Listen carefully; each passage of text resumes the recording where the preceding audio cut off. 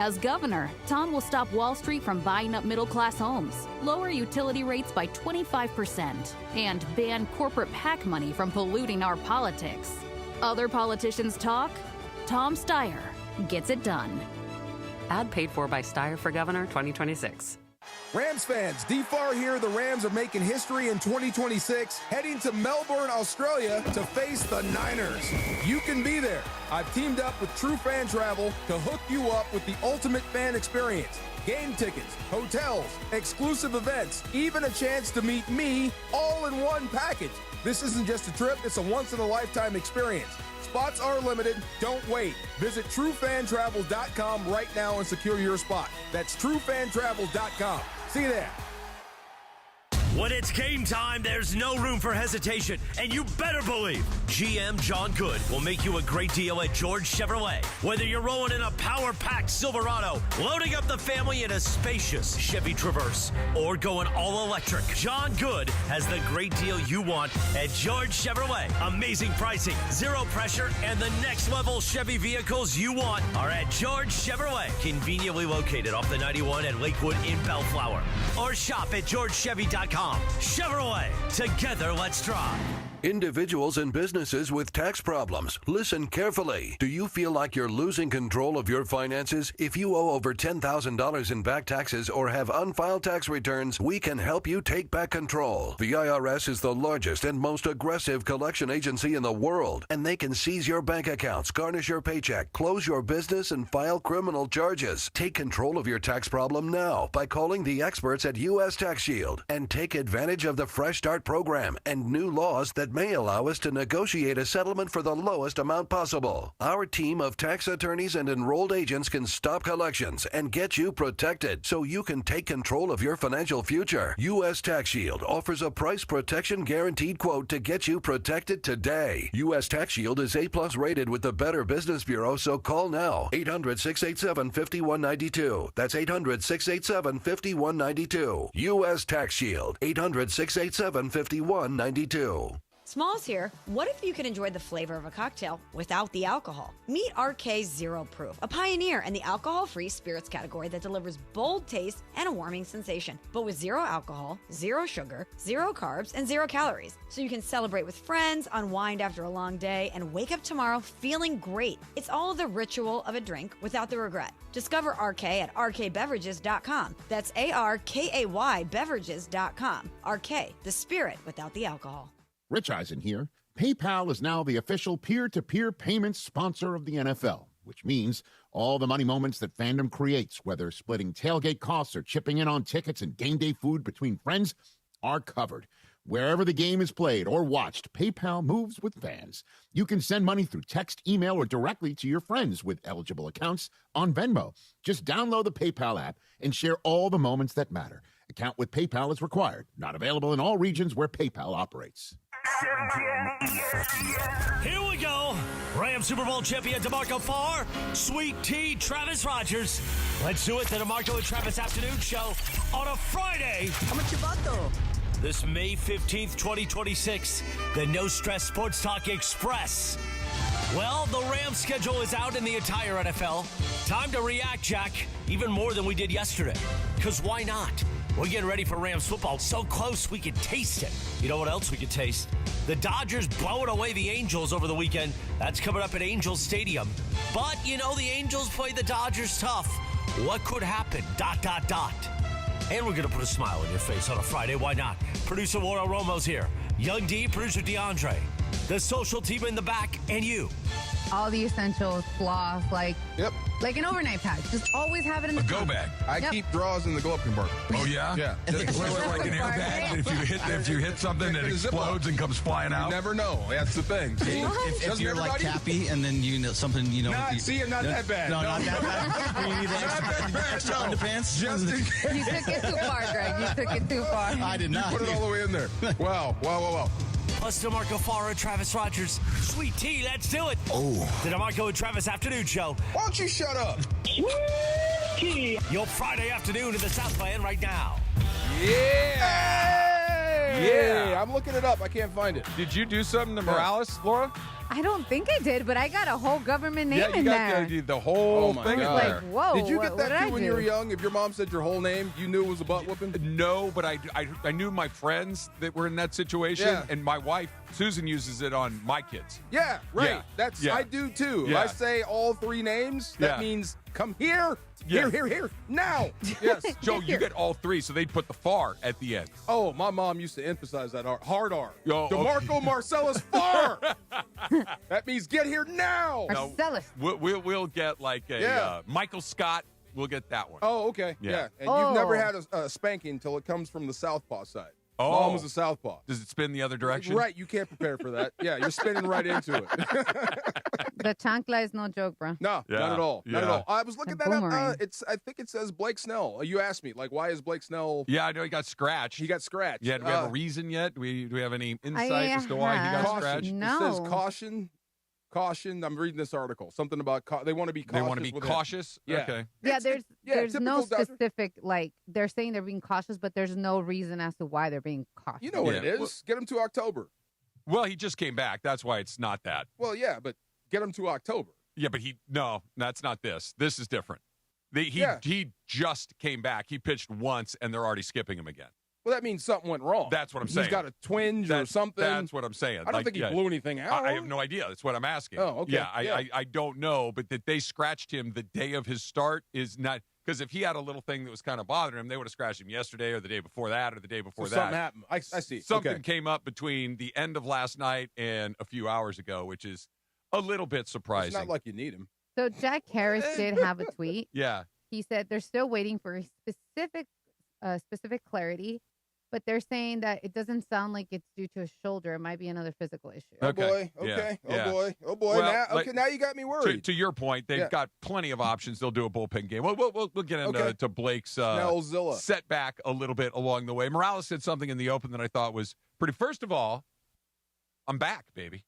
Your voice. Yeah, you are. That's right. Like I heard my voice from yesterday's show, and it wasn't good. You were fine. It was fine, but I'm back. There you go. No more smoking Just casino. overnight. I woke up this morning All and gone. went downstairs, had my coffee. Susan comes down shortly after. She's like, "Can you talk?" And I literally had not tried to say anything, and I said, "I don't know." It came out right. Yeah. I'm like, okay, here we go. You took a All set. Toradol shot, didn't you? I would. A cortisone shot right to the throat. Huge fan of the Toradol shot. Huge fan. I've only had it twice in my life, and I'm like, this is fantastic. Kills like, everything. Yeah, this kills all is the great. pain. But yes. no, I think it just finally. Okay, good for you. Finally ran its Welcome course. back. Thank you. He said, so close you can taste it. When does it feel like football is close to you? Schedule release comes out yesterday. Does it really? Now, you were out there. You went and visited Bob Chesney, UCLA. There's football players putting on helmets and going out there. It's football season. Yeah. Now, we're not counting the games, but you're out there. You're cutting up grass, tearing up grass. It's football season. Yeah, it's here. Right now. This is where you win or lose. May. This is where you win or lose. No, I understand as a player. I'm just talking as like a fan. Like as a player, you're a football player all the time. But I can't. The NBA playoffs are still going on. It can't be football season yet. Okay, fair enough. Yeah. Fair enough. I'm with you. And you still have baseball. Yeah, baseball never stops. It feels Never like stops. Baseball has an off season of about 6 minutes, and then they just start again. DeAndre, you're a football first guy, right? Or you're kind of a hooper too. I'm a hooper first, but I do 60-40. Yeah, 60-40. When do you start getting the itch? As soon as the playoffs are over, it's time. Okay, so you wait. I wait to have the NBA Laura, playoffs. do you wait for the NBA? Yes, you do. You have to wait. No, you don't have to. No, I mean, that's what you do. Okay, NBA You know what I kind of miss? Yeah? And this is long before I started working in sports or media or any of these things where you kind of know ahead of time when this stuff is coming. Like we can tell each other right now. We know the date of the first Rams preseason game. Mm-hmm. I like that day in August where you're just kind of, it's the middle of August. It's hot as hell. You're just kind of at home, you're just kind of being lazy. You're a kid, and you turn on the TV, and all of a sudden there's a football game on TV. It's like, whoa, it's happening. Like I guess we're getting close. Like you knew it started in September, but you were never quite sure when that first preseason game. Oh yeah, and you turn it on, you're like, I guess we're watching football that today. First I guess it's football off-brand season. College game, the only time you care about Townsend State. Yeah, it's the first game they saw. Play like August 21st right. or something crazy. It's like fun that. like that. Yeah. There was one time I was sitting in Seattle watching the NBA Finals, and it was a championship game. I don't remember what it was, but I was young. I was with a bunch of coaches. It might have been a recruiting trip. And right when the game ended, the coach looked me right in the eye and said, sports just got boring until we kick off. Yeah, like that's it. Like, so the Sonics were in the finals at that point? I don't think it was the Sonics, Okay. but we were watching the NBA finals. Okay. And right when it ended, he said, now sports just got boring. Not a baseball fan. That's what I said. Yeah. Right. That's what he said. Right. That's what I gathered. I am a baseball fan. I get it. Okay. I get it. When you play 100 million games a season, you don't have to live and die with every single one. And he's an offensive guy. I totally get it. And tell me about this. In radio, right? The toughest time to be on radio is when? All-Star break. Right after the break. Yeah. There's nothing going on. Yeah. Mason and I were talking about it a little bit during the break after I did Game of Games. It's like, it's both the hardest time to do this, and it's also kind of in a weird way the ease, because you can literally do whatever you want. It's the most fun, too. You can just, if you want to talk about a book you read, go ahead. This is it. There's nothing else going on. Right. Yeah. I just wonder where we're going to be around that time. You're not worried at all about the Dodgers? No. Some? No, not yet. No, I'm not. Okay. I'm not. I'm curious about some things, but worried is not an emotion that I've experienced we yet. all but buried Teo. Look what he did. Yeah, I saw it. Did you see it? I did see it. What? Him looking like he had forgotten how to play baseball for 5 seconds. Right. Oh, yeah. Well, just that one moment, he made up for it a few times. He did. How many doubles did he have? Two? Two doubles. Yeah, two. They gave him 3 for a minute, and then they pulled another one back. Yeah. They changed it to a single later in the game. Yeah. He really did. He did. And I thought that was kind of interesting. Last night's game, Laura and I were talking about this before the show. Last night's game was really weird because Shohei was healthy, available, and didn't play. That just doesn't happen, right? So that started off kind of weird. Will Smith led off the game with the home run. Okay, that's the first time. He looked like he was having fun, man. That was weird. That? Okay, what do I make of that? Nothing? A nothing, I think. A nothing? Okay. It just like Will Smith's a good hitter, and he hit a home run. He just happened to be leading off the game. Leading off, okay. Yeah. But put a pin in that. Okay. Yeah, we'll come back to that in a second. But then all of a sudden, Dodgers get another run in the second inning. They probably should have gotten more than one. They kind of left some guys some meat on the bone, so to speak. Then all of a sudden, we'll get to Dalton Rushing in a second. Woo, dude, bro. Relax. Lighten up. Relax. Easy. Bro. Yeah. Turbo. Yeah. We'll get to him My God. in a minute. But the Dodgers did some really, like Miguel Rojas' squeeze attempt, I thought was lousy. And again, he's a good player. He's a pretty good bunter. Like, that was bad. So I thought the pitcher fielded that pretty good. It wasn't a good bunt. It wasn't a good bunt, It wasn't a good bunt. Like, you don't give any credit to the pitcher. I give him credit for doing what he's supposed to do, but that was not like. Let me scratch that off my list of holy questions. Smoke! It was fine, but you don't bunt the ball back to the pitcher. Yeah, I think Earl said I've never seen a squeeze bunt not work. Yeah. Well, when you bunt it back to the pitcher, it doesn't work very often. But so that was weird. And then all of a sudden, Jung-Ho Lee comes up, and hits that little spinner. And I get it. I it's going to land fair. It's going to kick. It's going to bounce into the seats. I get it. We've seen it 100 times.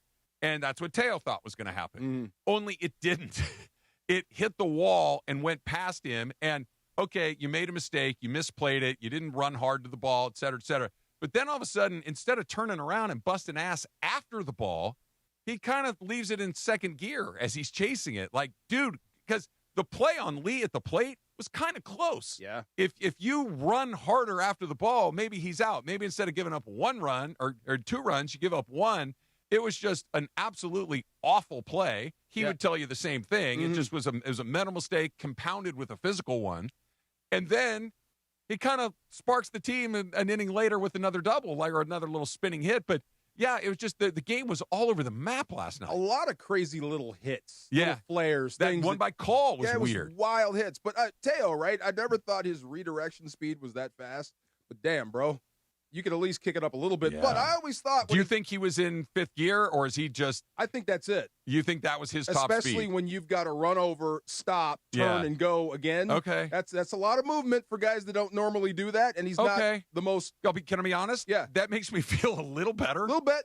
A little, not a ton, but a little. But I always thought when the ball gets behind you, the one thing you need to do is kind of slow down to make sure you get it and not compound the mistake. Yeah. No, the initial mistake was assuming it was going to bounce out of play. Right. But once, cut it off. Get over there. It was just a bad play all around. And he fixed it with his bat. Yeah, he that's fixed true. it with his bat, Yep. and they turned what could have been a pretty ugly. They lose 2 out of 3 to Atlanta. They lose the first 2 games to the Giants. Kind of stink. The Giants are not a very good team this year. They lose the first 2 games there after losing 2 or 3 to the Giants earlier this year, and you're like, man, this does not look. We talked about it. This doesn't look like a good team. It doesn't look. They look stale. They look bored. And they really fought last night. Mm-hmm. The night before, Otani just kind of shoved the bats down their throat. So it's like, okay, you're going to win that game. But last night, I thought Sheehan was good. I thought they battled really hard. I thought they showed some resiliency. Sheehan looked really good. Even Yeah. after screwing up, they still showed up and battled back. I thought last night was a really interesting game. I like how they're still having fun. It might look. There's a lot. They played a lot of baseball, but it looks like they're having fun. They did last night. We Winning is fun. Right, it is. But just the way they were interacting with each other. Thought about you last night. When it was the last thing of the game, where did you see Will Smith putting the candy in Yamamoto's hood? Yes. I'm like, wait, Will Smith's goofing around? That's what I mean. You're supposed to have fun. He was. There you go. Yeah, maybe he just needs the DH once in a while. I thought when you hit a slump, this is when you get the hot foot, right? This is when you get Depends the fun on stuff. who your manager is. Okay. Like if you tried to hot foot somebody and Billy Martin was your, he'd fight you in the dugout. Okay. But if you Dave Roberts, I think would understand the idea behind it all. Yeah. They looked like they were a little looser. I do think, it's interesting. And I'm glad you brought it up.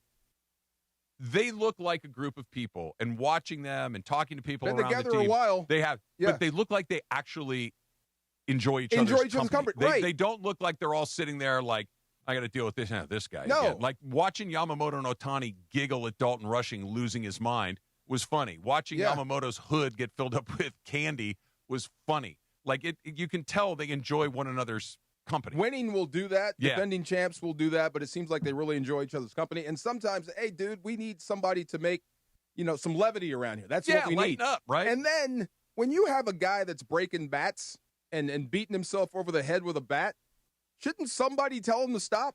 Like Let's the manager? talk about that. Let's talk about that. Yes is the answer to that question, but I think there's even more to it than that. CHLA, Children's Hospital Los Angeles' biggest event of the year, is back. We're talking about Walk and Play LA, bringing the community together for a fun-filled day supporting kids who need life-saving care. Enjoy a scenic 3K walk plus music, games, and activities for all ages. Join us on Saturday, June 6th at the Santa Monica Pier. Sign up at ESPNLA.com. Join Teen ESPNLA. Use the code PLAY, P-L-A-Y, to save $10. Visit ESPNLA.com to learn more. Oh, yeah. Dalton Rushing. In through you're the back. nose, out through the mouth, my man. What's coming up next? It's DeMarco and Trav, ESPNLA. Don't miss the countdown to kickoff. Presented by BMO, official bank of LAFC. On the next countdown to kickoff presented by BMO, I got my good friend and broadcast veteran Mark Rogandino calling into the show to talk LAFC, Angel City FC, and all things MLS. Plus, we're getting you ready for LAFC's next match as they visit first place Nashville SC. It's Countdown to Kickoff presented by BMO, Sunday at noon on 710 ESPN and the ESPN LA app. BMO presents Countdown to Kickoff, hosted by Mario Ruiz on ESPN LA. Hey guys, it's Sedano. It's springtime in SoCal, and you're still on those same old floors? Make a power move with Hernandez Wholesale Flooring. Hardwood, laminate, waterproof vinyl, carpet, turf, all in stock. They even have Core-Tec, the original 100% waterproof, kid-proof, pet-proof, luxury vinyl flooring in a ton of colors ready and in stock. Visit the showroom off the 5 next to the Commerce Casino or check them out on the web, HernandezWholesaleFlooring.net. Hernandez Wholesale Flooring. No games, no gimmicks, and no spring sale beats wholesale. This is John Ireland. Here in LA, we got tired of wondering what was in our tap water. So we installed a Life Source whole house water system. One system, better tasting water from every tap. No harsh chlorine taste, no salt, no hassle. Life Source is an essential home appliance. Call the Life Source Water California factory at 800-WATER-99 or visit lifesourcewater.com. For limited time, factory direct pricing and free installation. Life Source Water. Taste and feel the difference. Warranty limitations apply. Hey, LA and OC, if you love great food and smart prices, you need to know about Wild Fork Foods. Hosting, grilling, you just want a great dinner? Start at Wild Fork Foods. Find your local SoCal store at wildforkfoods.com. Wild Fork, quality meat and seafood, low prices, largest variety in one store. Rams fans, Farr here. The Rams are making history in 2026, heading to Melbourne, Australia to face the Niners. You can be there. I've teamed up with True Fan Travel to hook you up with the ultimate fan experience. Game tickets, hotels, exclusive events, even a chance to meet me all in one package. This isn't just a trip, it's a once-in-a-lifetime experience. Spots are limited. Don't wait. Visit TrueFanTravel.com right now and secure your spot. That's TrueFanTravel.com. See you there. Hey guys, the regular season is wrapped and the NBA playoffs are finally here, and there's no better way to cash in on the high-flying hoops action than PrizePicks, a preferred partner of the NBA. Every bucket, every dime, and every win means more when you're playing on PrizePicks. So don't pass up your next shot with PrizePicks and get $50 instantly in lineups when you play your first $5. And right now, it's the Do It Live 2026 NBA Finals Sweepstakes. Pick live squares during NBA playoff games, and you can win a trip for two to the NBA Finals. To enter, you just make a $5 lineup with at least one live NBA player pick during any part of the 2026 NBA playoffs. Live player picks are picks made after a game is already in progress. So do this. Download the PrizePicks app today and use the code CAPPY, K-A-P-P-Y, to get $50 in lineups after you play your first $5 lineup. That's code CAPPY, K-A-P-P-Y, to get $50 in lineups after you play your first $5 lineup. PrizePicks, a preferred partner of the NBA. Every 40 seconds, a child is reported missing. That's 2,000 children every single day. It's a heart-wrenching reality that we can no longer ignore.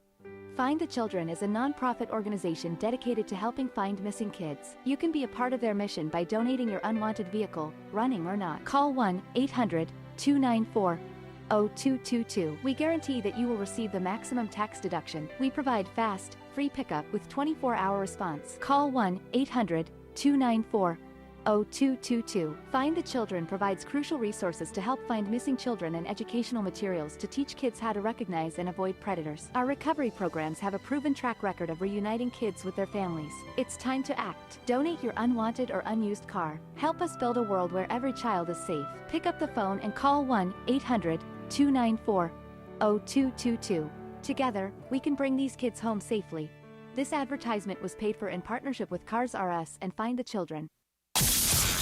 This is the afternoon show with DeMarco and Travis. Have you slept in silk pajamas yet? No. Try it. Really? You'll be like, what was I thinking? Really? Yeah. You are hanging out with a Rams Super Bowl champ and Sweet Tea. You guys like silk, right? No? Back to the guys. Oh my God. What's happening? What's happening? That is right. Rerun. And Raj. Dwayne. Hey. The sister was? Oh my God. He was so mean, She was nasty. What was her name? D. Oh my God, the mean little sister.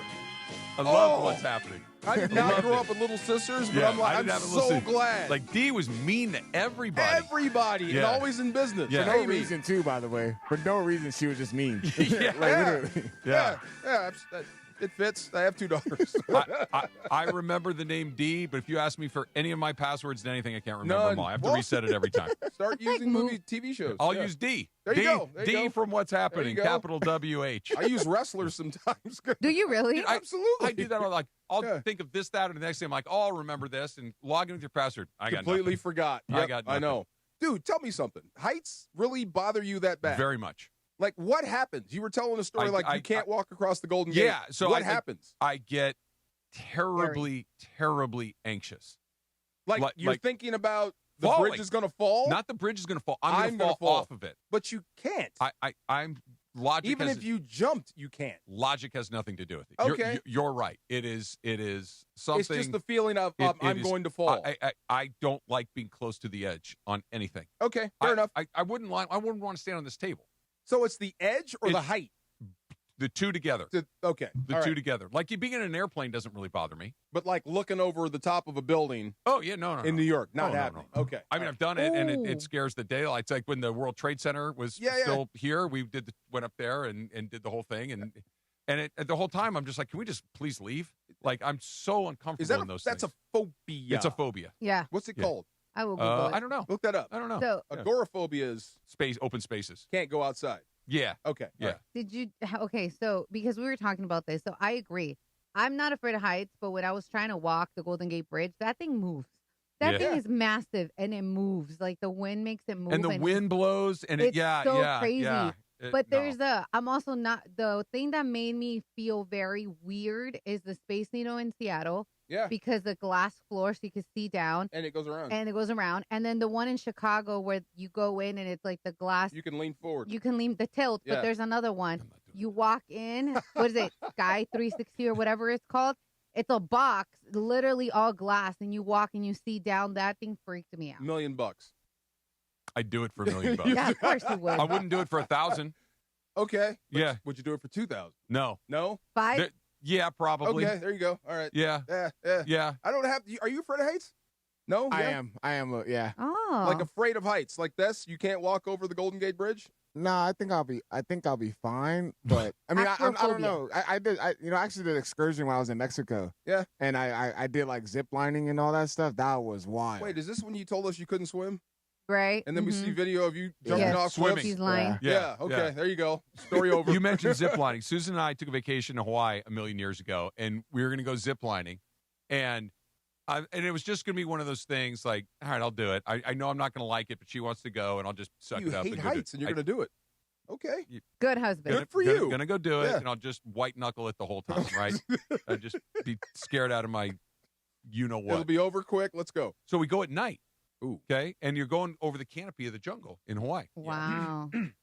But it's so dark out there, you can't really see anything. It was like, quite frankly, probably not the best time to do it because it's so, You can't see anything, but it's got to help you. It was totally fine. Ah. I couldn't see anything. You can't see the ground. The next day, we go by where we had gone over, and you could see the wires, and my stomach just fell Then you out. got Like, anxious. oh my! I was up there, and no I way. did that. That's no awesome. way. Wow. Acrophobia. Heights. Acrophobia. Thank you. Yeah, no. Heights. I don't want No, any part of I'm claustrophobic. DeMarco, I got a question for you, man. So this is me and Travis when we went to watch the Dodgers and Giants game yesterday. And remember how you took down that tomahawk from Fleming's? Yeah. I don't think you could do the 999 challenge, man. Even though Why? you took down the steak. I do. I don't think you can do the 999. What makes you think so? Thinking like consuming all the hot dogs and having to drink all that beer in 9 innings. I don't know, man. I'm telling you, no problem. No problem. You've turned me around on this. Yeah. I was firmly in the he doesn't know what he's talking about camp, and watching you do work on that steak. Yeah. I now firmly believe that you can do it. When I did eat hot devoured. dogs back in the day, and we'd make them at home, get there quick. Yeah. Because I'm going to eat them all. I'm going to eat the whole package, buns and everything. I just love hot dogs. I am. And the beer stuff, that's easy. 9 beers in 3 hours is not crazy. It's 3 beers an hour. Yeah. It's not that. It's See, not a lot. There you go. But the food thing doesn't bother me. The two things together, I think, is what makes it super challenging. I'm not questioning you. I know for a fact that we were arguing. My son Bobby and his girlfriend came to the game with DeAndre and I, and Bobby's like, I could do it, but Bobby weighs 170 pounds. Okay, But I'm sure he put a dent into it. But yeah, he could do. He's like, oh, I could do it. And I'm like, you 100% couldn't. Like, I've known you your entire life. I've never seen you. He doesn't eat. And you're telling me you're going to eat 9 hot dogs in 3 hours? And now, do I think he could drink 9 beers? Yeah, I think he probably could. Okay. 9 hot dogs. You could give him a month. I'm not eating the only 9 hot one. dogs. I know a lot of people that could crush that. Yeah. Does my son look like he could eat 9 hot dogs? No. Absolutely not. No. Not my first time meeting him. No. They were ganging up on me about LeBron when we were at the game. Bobby and DeAndre. About what? Like, just they were doing that whole thing. Like, that I don't get LeBron because you and I are Michael Jordan people. You don't get LeBron's impact. Like, just like what they were trying to convince me that I should be more open to the fact that LeBron might be the GOAT. And I'm not close to the idea, but it's still Jordan for me. And they were tagging up on. I have no idea how to get out of this conversation. Yeah. Like how just because like I would say the same thing. You just didn't experience what we saw. We are the benefit of age is experience and wisdom. Yes. And we have those things, and they're younger men, don't. and they are still learning. But I want to win them over. I mean, I don't think you can though. I know. I don't think so either. You can't win me over. I haven't seen Michael Jordan play. Now I will say Kobe Bryant is my GOAT. But LeBron James did reach that certain status as soon as he started breaking a lot of records. Okay, but it's not like Wilt Chamberlain or even Bill Russell back in the day where like he's Goliath amongst a bunch of normal people. Mm-hmm. This was a basketball player like you like with skill.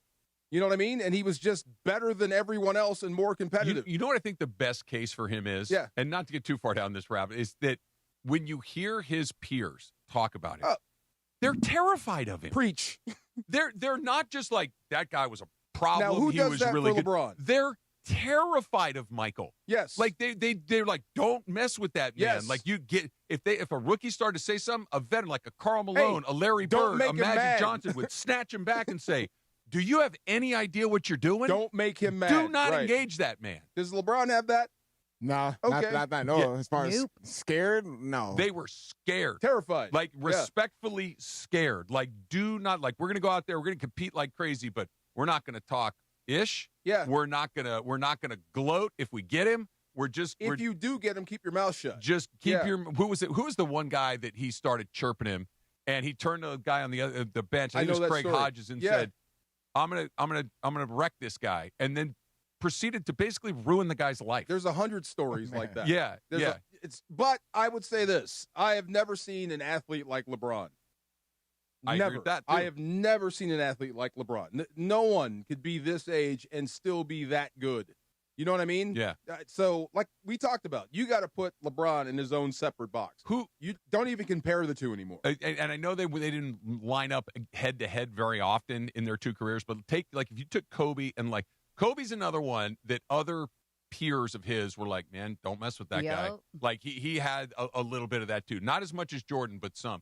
But imagine if Kobe Bryant was like, do not mess with LeBron James. Like, don't get him going. Imagine if I pick another one of the great players, Dwayne Wade or Dirk Nowitzki or any of these guys who are like, man, no. Don't mess with that guy. Personally, that's the one knock I have on LeBron. I get it. It was that All-Star game when he turned down the challenge, when Kobe went out there and guarded him. Yeah. And LeBron passed the ball. Yeah. No, we're here to see that. Yeah. This is the All-Star game. Wemby wouldn't have passed it. That's what I'm saying. Wemby would have been like, clear out. Yeah, This is it. Yeah. Move. Wemby would have been at the top, dribbling it, going, yo, Kobe. Right. Let's go. I will say The Last Dance, it did help me get a deeper perspective on Michael Jordan. Oh, yeah. That helped as far as our generation get a more detailed understanding of how Michael Jordan was. I think that's in large part why he agreed to finally do it, is exactly what you just said, which is there are people that don't know. Maybe this will help. Right. Maybe this will help you get educated on some Wasn't of this that stuff. conversation with Lucas yesterday illuminating? Who's Yeah, Vince it's a little Lombardi? depressing. A little depressing. Well, but basketball-wise, Yeah. they didn't see it. They don't know. Well, it's like us with They Wilt. think Jordan's a shoe. Like it's with Wilt. Like I never saw it. I know of it. I've been told how incredible it was, but I didn't experience it firsthand. This is true. Yeah. But a 7-foot giant, you get. This is a different deal. Yeah. There's going to be what are we in 2026? Fast forward to 2046, 2050. Somebody's going to be going, Shohei wasn't all that. Somebody's going to Whoa. say that. Whoa. Somebody's going to go, Shohei isn't like this guy, Mike Trout Jr. Yeah. Okay, whoever it is, and it'd be like, dude, you need to stop. Right. You don't know what you're talking about. That would make my skin crawl, if I'm being honest with you. And that's kind of what that we're talking about with Jordan. Yep. It's like, I get it. There are other great players, but there are some guys like, you don't do that. There's only one argument from a great from the past versus a present great where you're like, was Ali versus Tyson. Like Ali over everybody. Yeah. Ali versus Tyson, I need to see that. I'd like to see that. Right. Me too. Ali's a lot bigger than Mike. Yes. Yeah. A lot but, bigger. But and Ali could take a punch, man. But Ali had a great chin. Prime Tyson versus Prime Cassius Tyson Clay. All those pretty haymakers. Right. Here's the thing though, that Ali was not like Ali would fight. Yeah. Like when every time somebody fought Tyson got a little tied up. When you hit him back. Right, Yeah. right. When I've told the story a million times. I'll tell it again. I'm sitting like in the 10th row of the first Tyson Holyfield fight. You were at that fight too, Yes, right? yeah. So you remember, bell rings, round one, ding, ding, ding. Mike did what he does. Mike's in his corner. He's ready to go. Bell rings. He races across the ring to the other side and throws a flurry of punches. Probably threw 10, 12 punches in 2 seconds. Whap, whap, whap, whap, whap, whap, whap. And Evander's like, that's it? And you could almost feel Mike go, damn. Usually when I do that, Yeah, they fall. right. It's I got to fight this guy. Yeah, This yeah. is going to suck. Nope. and then Evander whipped his ass the rest of the night. Yes. Do you know how big Evander's house was? You know, he had to pay some bills. That's not going to work, Mike. I got 13 kids. That ain't going to work, bro. I'm not Pretty going exciting. out like that. Yes. Pretty exciting. Not as exciting as Dalton Rushing losing his blanking mind. We got to get to that. Yeah. We'll get into that coming up next. Right now, let me remind you that it is a Cosm Ticket Friday. Listen all day for your chance to win a 4-pack of general admission tickets to experience the FA Cup final at Cosm. Two of the biggest clubs in the world go head-to-head as Chelsea takes on Man City, and there's no better way to watch that than in Cosm's immersive shared reality environment. For more information, visit Cosm.com. Dalton Rushing, intense.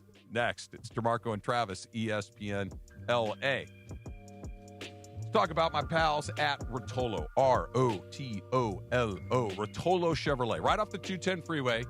In Fontana, Sierra Avenue exit. You can't miss it. It's right there. All the Chevy cars and trucks, especially the Silverados, which are absolutely amazing. But you've heard me talk about it for a long time, and it's not just me talking about it for a long time. It's me experiencing it for a long time. I just bought another car from Rotolo Chevrolet a few weeks ago. I've now up to 3 purchases from Rotolo Chevrolet over the last 4 or 5 years because when it's time to buy another car, we go back to Rotolo over and over and over again because they take such incredible care of everybody. It's the reason they're number one 13 years in a row. That's what they do at Rotolo Chevrolet. Number one Chevy dealership 13 years in a row. So go see for yourself what all the fun's about at Rotolo Chevrolet. It starts at the top with my friend, Mike Posio, who's just absolutely committed to making sure that you have a flawless experience at Rotolo Chevrolet. Right off the 210, Sierra Avenue exit, online at RotoloChevy.com. And whether you go in or go online, make sure they know that Travis sent you in to Rotolo Chevrolet.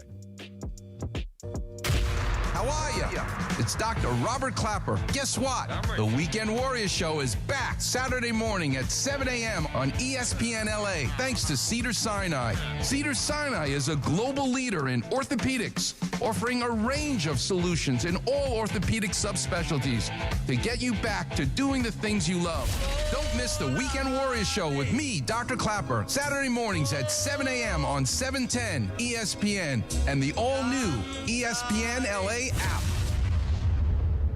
Waba Grill is an LA original, so we've got to keep it real. Real fresh with our Asian-inspired menu that's grilled to order every time. Real quality with our marinated proteins like hormone-free chicken, ribeye steak, wild-caught salmon, and shrimp. Head to Waba Grill for $5 happy hour, weekdays after 3 p.m. and try our new Chili Crisp dumplings, paired with a premium or beverage drink, like our delicious Thai tea, both for only $5. Only at Waba Grill. It's for you. Memorial Day weekend checklist, sunscreen, check. Snacks, check. Road trip playlist, check. Now, when's the last time you checked your oil? Before you hit the road, head to Valvoline Instant Oil Change for a fast 15-minute stay-in-your-car oil change, and no appointment is ever needed. Plus, they'll check your fluids, battery, wipers, and more, so you can worry less about your car and focus more on the weekend ahead. Visit SoCalOilChange.com for a special offer and your nearest location. Valvoline Instant Oil Change. Quick, easy, and road trip approved. If you have ever thought about remodeling your bathroom but were worried it would take too long or cost too much, then stop worrying. Right now, Jacuzzi Bath Remodel has designed a collection of high-quality custom products and perfected the one-day remodeling experience so you can enjoy your new bathroom faster than ever before. It's a worry-free bath remodel from the most trusted brand name in the business, Jacuzzi.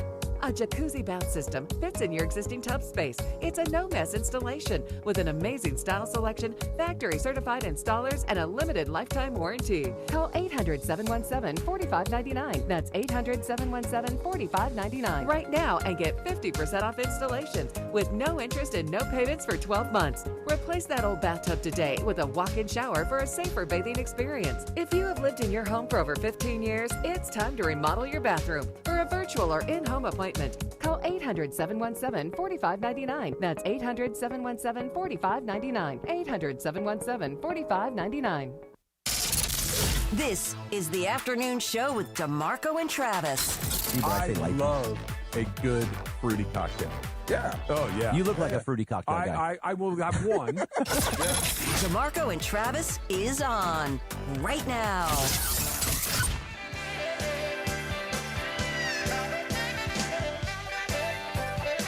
I think so. Saturday Night Live. Is this Saturday Night Live? That's Snell? Yeah. Doesn't sound like it. Yeah. Because there's not the big bugs going. Saturday Night Live. You're right. There it is. Yeah. Okay. What's the name of the SNL band? The SNL band? Yeah, I don't know. There's that one guy, a G.E. Lewis or something, that played the guitar up front forever and ever.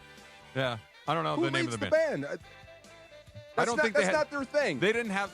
They don't think they had like a Paul Schaefer who was that's like who out I'm front. thinking of. You're right. I'm thinking of Paul Schaefer. Paul Okay. Schaefer was Letterman's That's guy. Letterman's guy. Doc Okay. Severinsen was Johnny Carson's guy. Okay. Marsalis was Jay Leno's guy. You're right. Yes. Yeah. Yes. And then I'm kind of out of. That's Cleto for Jimmy Kimmel. Cleto for Jimmy Kimmel. Yeah, Cleto was his high school pal. That was the band leader. What was the guy for Arsenio? I just remember the bass player. Wasn't was Sheila bald. E. part of his band? I think you might be right, but the bald guy used to read poetry, and he was bad at it. I don't remember that. It made it funny. Oh. He would just read like poetry deadpan, and it was hilarious. Oh, my God. But that's a gig. Dude, have you ever had Arsenio as a guest on anything you've ever done? Never. He's amazing. Is he really? Yeah. You know, he is cool. I would love to meet him one day. He came on, was it maybe with me and Sleeve, or maybe it was me and Marcellus. I forget, but he was awesome. Sports fan? Yeah. Oh, okay. and just he's great at telling stories. He's a talk show host, right? And he's a comedian. Oh, he's great. He just was aces. Is this my cue to get him? Huh? Is this my cue to get him? Yeah, dude. But Arsenio, Absolutely. I don't remember him going to Laker games or being seen at Laker games or seen anywhere. I feel like I've saw him Did at you? Laker games. Okay. Yeah, I could be He's wrong. not a but staple, but he's been there. Okay. Yeah, I feel like I remember seeing him Yeah, at games. Like Eddie Murphy, when he's there, you know it. Oh yeah. When Denzel. Arsenio, Denzel, you Yeah. know it, but I don't remember Arsenio. But yeah. Yeah. All right, let's talk about Dalton Rushing last night. Oh boy. So just to, if you didn't see it, I'm just going to lay it out and then we can talk about it. So his first at bat, he on a strike 3 called, he challenged and lost. Mm-hmm. He was frustrated by that. Mm. His next at bat, he struck out, and on his way back into the dugout, he broke his bat over his knee. In his third at bat, he struck out again, and when he got back in the dugout, while he still had his helmet on, he whacked himself in the head with his own bat repeatedly. Yes. Then covered his mouth and screamed what I am assuming is the F word as loud as he could, to where the point, like Steven Nelson and Oral, who were calling the game last night, were kind of like, whoa. French bread. His Yep. teammates were kind of laughing at him as well. Then fast forward to later in the game, he finally drew a walk, and even then he was kind of like yelling at himself in the batter's box. It was weird, man. It was like a meltdown that was totally disproportionate to the moment. Like, I don't understand how you could be in the major leagues and freak out like that because you're having a bad night. Like, yeah, he had a bad night. It happens. It happens. Yeah. But I'm going back to when he was having success at the plate, and he was still kind of cussing people out. Remember that stuff? Yes. So yes. he runs hot. And He does. This is what happens when it doesn't go well for him at the plate. But somebody should go talk to him, right? I would bet. You can't embarrass the team like that. I'd place a pretty. There you go. Yeah. I think that's it. That somebody did. Whether that Dave called him into his office last night, whether Dave, today down at Angel Stadium, like, hey, Dalton, come here for a second, sit down. I want to talk to you for a minute or two. Or Freddie Freeman or Max Muncy or Mookie Betts or any of the veteran guys that have been around this team a long time saying, hey, listen, man, you can't, you're embarrassing yourself, us, by associating. Like, you had a bad night. We know you care. Yeah. You're not proving anything to anybody by tearing up yourself and At all. Yeah, like, I know. who are you trying to impress? What are you doing? I've seen guys go off, and sometimes you have to let them go off if they've been cheated. Bad call, whatever. That's and different. You're going nuts. Different. Do your thing. Right. But if you're that mad at yourself because you're not. You failed. Okay. Right. Yeah. Come on. Be a professional. Yeah. Yeah. This is the big leagues. We don't handle stuff like that. So or go into the clubhouse and do it. Yeah. Totally. Again, Yeah. Your teammates might be going, bro, but at least nobody else sees it. Right. Then it's behind closed doors. Nobody sees it. The thing to me, and I'm glad you brought it up, is when he was hitting a home run every time he came up to bat, he's telling guys to F off. He's calling people fat. He's doing all this crazy stuff that's creating this drama that doesn't need to be there. So when you're going good, it's a problem. Now you're going bad, it's embarrassing. Like, we're going to have to find something that is a little more even kill. I know all these stupid baseball cliches that we talk about are boring and dumb, but there's a reason that somebody hits 3 home runs in a game, and you go interview them after the game, like, man, I got another game tomorrow. Yeah, it was a good night tonight, but I got another one tomorrow. Somebody strikes out 3 times like Dalton Rushing did. You go up and ask him, goes, man, it's all right. Yeah, it sucked, but I got another one tomorrow. Right. Like, you always have another one tomorrow. This guy's burning the house down, win or lose. He strikes me as a dude that if I was a server, I wouldn't want to mess up his order. You know what I mean? Yeah. It was so out of whack. It was out of character for the team. Yes. I don't mind a little fire, but when it's directed in the right place, when you're not having success, like, what are you trying to say? Like, you think they're going to lose if you're having a bad day? Right. You're putting that much pressure on yourself? Right. What did you say about golf? You're not good enough. You're not good enough to be that mad. Yeah, that's the perfect example. Yeah. That's what I mean. Yeah. I mean, imagine if Freddie Freeman had a reaction like that. Imagine if Mookie Betts had a reaction like that. We'd be like, dude, what is going on over there? Freddie did that, stop the game. Yeah. Something is really he's wrong. probably sick. Right. Something is really wrong. Probably going on. But let's take a listen to last night when he was going through something, man. Strike 3 on a high fastball. Yeah, that was the other pitch. That's the other choice. Dalton Rushing. Running hot tonight. Trying to get him back into gear. Those wry smiles over there, all three of those guys, they just heard Dalton scream in the dugout. They're just trying to hold it together and not look at him. 3-2. Yeah. And trying to hold it together. Well, here's the thing. And tell me if I think there's a big difference between we're all laughing because somebody's having a moment and it's fun, and then they're laughing at him because they know it's ridiculous. Look at this donut. Right. Yeah, look at this kid over here. What are you doing? Dude, what are you doing? Right. It really were smiling, though, in the dugout. Like, I wouldn't know what to do in that situation. Someone did try to come up to talk to him as well. Emmett and it just Sheehan seemed like did. it just... Emmett Sheehan went over to him after the second strikeout and kind of, I'm assuming here, but probably was like, dude, you're all right. Like, come on, stick with me. You're all right. We're going to be all right. Yeah. Okay. And then fast forward an inning and a half later, and he melts down all over again. Yeah. It's like, he's just having a moment. Man. You know, it's hard. Baseball's hard. It is. A lot of success, and then you're not having success. It's going to drive you nuts. But you're the bigs. You got to handle it better. And I would, like you just said, you're going to fail a lot. A lot. And if this is your reaction to what is a fairly routine night, a bad night, you struck out a few times. You know, okay. I like it, though. Because here's the dude that's been dying for playing time in ABs. So I understand why he's so wound up. But you can't do that. Yeah. You can't do that there. Look, I'd rather deal with a guy who I have to tell to chill the blank out than tell a guy like, Kyle Tucker, who looks like he's going to a funeral. You know, it's crazy, though, because I love baseball, and I've never seen anything quite like Dalton Rushing. It's I have. It's usually in the 6th grade when they're 11 years old and they don't know how to control their emotions. MLB, yeah. like in the league like that. I did see something in single A where somebody kind of threw a tantrum and somebody went, "Hey, you don't do that." Yeah, you know what I mean. But it's like, so it was weird to see it from a Dodger player. Yeah. Well, in the major, you know what I mean? It's like, whoa. Here's the thing, too, and I'm projecting way out in the future. I'm not saying this is going to happen, but if I were Andrew Friedman, Brandon Gomes, Dave Roberts, or some other general manager or some other manager in the league, and I'm thinking about, do I want to play? Do I want to pay this guy? Do I want to do more with this guy? And I'm like, if he can't handle success because he's chirping everybody, and he can't handle failure, like, what exactly am I signing up for here? A hothead. Like this is, and especially a team like the Dodgers, who are pretty right there in the middle. They play hard, but they're not terribly dramatic. They're a lot like the Rams. Mm-hmm. Like, they just don't do a lot of noisy stuff. It's like, we don't really do stuff like not this. the Ballywick. Yeah. Yeah. So just something to monitor. A little bit. He runs hot. By the way, I still like the guy, though. Yeah. You know how strong you have to be to break a bat over I your was knee? just going to say, have you ever tried that? You ever tried No, hell no. No. I'd break my leg. Bo did it over his head. That's the freakiest-ish I've ever seen Bo in my Jackson life. broke You a ever seen bat that one? over his head. Yeah. He's walking back to the dugout. He has the bat over his helmet and then just snaps it like it's a toothpick. Yeah, see that guy? Leave him alone. That's the thinnest part of that bat. The thinnest part of that bat is about that fat around. Yes, over his head. Hard pass. And it's hardwood. Good for you. It's meant not to break. Not good. Calm down, Dalton. You're okay. Did I see Trudell knocking around? Yeah. Is he really? Yeah. Trudell's here. He's going to hang out with us for the next couple hours. Plus, we got our little race to the crown coming up. Go. Laura, what are we drafting? So today was the finale of Friends, so we're drafting our favorite finales, show finales. I thought Friends went off the air a long time ago.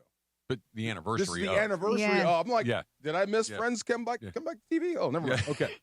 On Netflix. Oh, never That's mind. true. I almost said something that would have gotten me in a lot of trouble. I'm going to save that, and we'll go to Race to the Crown coming up next. DeMarco and Trav, ESPN LA. Hi, it's LeBron. The Lakers play here. 710 ESPN. KSPN, Los Angeles. A Good Karma Brands radio station. The Black and Gold head to Music City for a heavyweight showdown with Eastern Conference leaders Nashville SC. Yeah, I think we're just ready to prove that we're on top again, and that we're ready to win games. Only 2 matches remain before the World Cup break, and LAFC are looking to stack points before the pause. Can the Black and Gold silence the crowd in Nashville? We have to just forget about the last couple games and just, move forward and know what we are capable of doing. Pre-game starts Sunday at 4:30 p.m. on 710 ESPN and the ESPN LA app. Hey, it's Ireland. Count on Jacob after a truck wreck. Count on Jacob after a slip and fall. Count on Jacob after a pedestrian crash. Count on Jacob, 800-345-6789. Call Jacob. Hey guys, it's Sedano. Next time you're at my home away from home, LAX, look up. You'll see the future of travel in action. It's the all-electric Skylink train. It's now testing, and trust me, this is a game changer. What does it take to build a champion? It takes round-the-clock preparation. And soon, Skylink will connect you to the airport terminals, the new rental car center, and LA Metro. From practice to prime time, the LAX Skylink. Fast, free, and built for LA. In testing now to help you skip the traffic later. Hey, LA and OC, if you love great food and smart prices, you need to know about Wild Fork Foods. Hosting, grilling, you just want a great dinner? Start at Wild Fork Foods. Find your local SoCal store at wildforkfoods.com. Wild Fork, quality meat and seafood, low prices, largest variety in one store. Rams fans, DFAR here. The Rams are making history in 2026, heading to Melbourne, Australia to face the Niners. You can be there. I've teamed up with True Fan Travel to hook you up with the ultimate fan experience. Game tickets, hotels, exclusive events, even a chance to meet me all in one package. This isn't just a trip, it's a once-in-a-lifetime experience. Spots are limited. Don't wait. Visit TrueFanTravel.com right now and secure your spot. That's TrueFanTravel.com. See you there. Looking for a vodka with standards? Blue Ice delivers. American-made from Idaho potatoes, gluten-free, non-GMO, and only 64 calories an ounce. Enjoy the classic Huckleberry with lemonade or award-winning double espresso. Blue Ice vodka, premium taste, nothing extra. Prizes, flyaways, even cash money. You want it? We've got it. Find a list of all contests and official rules by visiting ESPNLAcontests.com. That's ESPNLAcontests.com. It's time for Race to the Crown right now on the DeMarco and Travis Afternoon Show. Race to the Crown is driven by Rotolo Chevrolet, California's #1 Chevy dealer 13 straight years. Huge inventory, outstanding service. Rotolo takes pride in doing it right. Rotolo Chevrolet, #1 for a reason. Time for Race to the Crown right now. Trudell is here. I knew his schedule better yesterday than he did. We're going to do our Race to the Crown coming up in just a little bit. Did I break the news to you that you were coming in today yesterday? You're like, you're coming in tomorrow, aren't you? I was like, am I? Yes. Okay. Yes, Nice I to am. see you. Yes. You Hey. got a little Dodger gear on today, too. That's right. A little Travis Matthew Dodger gear. Little respect. Yeah, there you go. I like it. I like it. All right. Don't be you Dalton ready? Rushing. You ready to draft here? I'm ready. All right. You need headphones? Yes. All right. Get Trudell some headphones. Laura, you going to set this up for us? Yes, so it is the anniversary of the finale of Friends, so that is what we're drafting, our favorite finales. And Trudell, you were added, so you're going to go last because, we'll give you two options. So, Trav, you got the first order of business, so who are you going with first? I'm not going to get it. I'm going to take you. You might. I don't know. I'm going to play a little game theory here. 'Cause the one that I would take first if I wasn't first is different. But that being said, highly controversial. In the moment, I didn't like it, but the more upon the rewatch, it's grown on me, and I think it's an absolutely incredibly way to end it. So I'm going to take The Sopranos. Oh! They're just the cut to black unexpectedly. Do you remember the name of the finale? Yeah, you'd have to tell me. I don't. Made in America. Made in America. Yeah, the finale. But everybody in America thought their cable went out. Of course. And everybody's looking at each other like, what the heck just happened? And then you realize your cable didn't go out. Then you were pissed off because there's no way you can do it. And then you realize, actually, that's perfect. Yeah. So what a scene. What a scene. Like, who's going to shoot looking him? at the door, looking at the thing, looking at the door. You know what the most stressful part of that whole scene was for me? Was Meadow trying to park her car. Yeah. Like where she's getting it, she can't quite get it into Through the the spot. whole song. Yeah, just. You know what drove me crazy about that scene? Those onion rings looked so good. Didn't they look good? They're diner onion rings. I Are wanted they ever onion bad? rings. I still want onion rings. All right, Sopranos for me. All right, DeAndre. One of my favorite shows, man. I'm going with Snowfall. The Oh, great downfall one. of Franklin Saint. Yes. Man, after we've seen everything transpire with him and how his drug kingpin all went downhill, and that finale is crazy. Do you dig Snowfall? Yeah, I like Snowfall. Snowfall is good. I was in Snowfall. love that show. Great show. Great show. Okay, so my nostalgic butt, I love this show, The Fresh Prince of Bel-Air. Oh. So at the end, when he comes in and he's just kind of looking around, and I remember like doing the crying thing. So yeah, The empty room. The empty room. That's like an iconic gift, by the way. So. Gift. How would they say it? The empty room. Yeah. Oh, Yeah. So that's for me. That's a my good number one. All right, D4. Okay. Well, wow. Okay. This is the greatest of all time, or just my favorites? Yours. Does it matter? Your fave. Either one. If I say MASH, No, I think I'm alienating half the room. I don't think so. It was one of the greatest finales of all time. You remember? Did you see the MASH finale? Are you old enough for that? I didn't see, but I was aware of it. It feel like it was a big cultural TV show for sure It when I was before a kid. I knew what finales were. A little ahead of my time, but yeah, I knew want of to it. say, and this could be wrong, but I think it's right. It's still one of the most highly rated episodes of television in history. Correct. Yeah. Deeply emotional goodbye after balancing comedy and war for years. So I'll go with MASH, the finale, as my first one, my first pick. Okay, all right. True, you get 2. Okay, and how many total will we have? Three. At the end of this? Three. We'll have 3. Ooh, okay. All right. I'm going to go, to make sure that I don't lose it, I'm going to go with my favorite show that I also thought had a great ending, even though the last season wasn't the best season of the show, but it was good overall, and that's The Wire. Oh, yeah. Oh, and that's a good one. So the end of The Wire, the point of it is kind of like the point of the show, is that not everything you think is good, not everything you think is bad. It's all in the game. Life is going to go on, and that's sort of how they wrap up. They show a montage of everything from the drug dealers to the policemen to the politicians and at the docks. Of course, I know you're a big Frank Sabaka guy. Love the Sabaka. So, yeah, I'm going Wire in case Travis Michael steals became it. Omar, and the saddest one was Dookie. Dookie becoming Bubbles. That was rough. Yeah. That's a Everybody heartbreak. was rooting for Dookie. Yeah, that hurt. So get another one. You kind of touched on it. Do you agree that fifth season was the worst one of the bunch? With the fake serial killer and that whole thing? I mean, probably. Like, I'm a little protective of the journalism element since they focus on it. But I like that editor guy. I forget his probably. name. I liked that character. Yeah. I forget the character's name, but I liked him. But the McNulty? McNulty thing was like, come on. Yeah, What are we doing? if I had to rank, I'd say that it's probably the weakest. But it's still great. But yeah, probably the weakest season. Get But yeah, I another thought they tied it together well at the end, though. Yes. What's your other one? You get to go again. Oh, yeah, that's right. I'm going to go with Mad Men. Ooh, good one. Damn. So, in short, right, Don Draper ends up for all everything that he's been to, and he's this brilliant ad guy, and he has his ups and downs. But at the end, we find out that he essentially wrote and kind of produced the greatest commercial of all time, which was kind of like a fitting when you just think about Don Draper, like what that guy could sell. So yeah, I'll take Mad Men. Did you watch the show as it was on in real time? Yeah, Okay, we're so watching live. I did not. I caught it much after it had ended. Oh, okay. So yeah, that was once a week for me. I all the way through. I binged it, like kind of went through it. There's 7 seasons, and I don't know how many episodes, like 10 or 12. So I watched it over the course of a few months, right? I thought for sure he was going to throw himself off that cliff. Yeah, there were they were building to it with darkness. Yeah, for like he was periods of it. spiraling and spiraling and spiraling, and then all of a sudden when they cut to the Coke commercial, I'm like, that's badass. I haven't actually done the full rewatch of it, which I don't know why. I just finished another one. It says leaves viewers wondering whether Don Draper found peace. Yeah. Or created the most famous Coke ad. He did. That's the one. That's the Coke ad. Yeah, the Coke. Remember that Don one? Draper did that in that show. In that show. Yeah. Wow. Okay. All right, D-Far, what's yours? Well, I'm surprised I got this. Felina. Ring a bell? Yeah. Breaking Bad. Nearly perfect ending. Walter White stories. His closes with a payoff.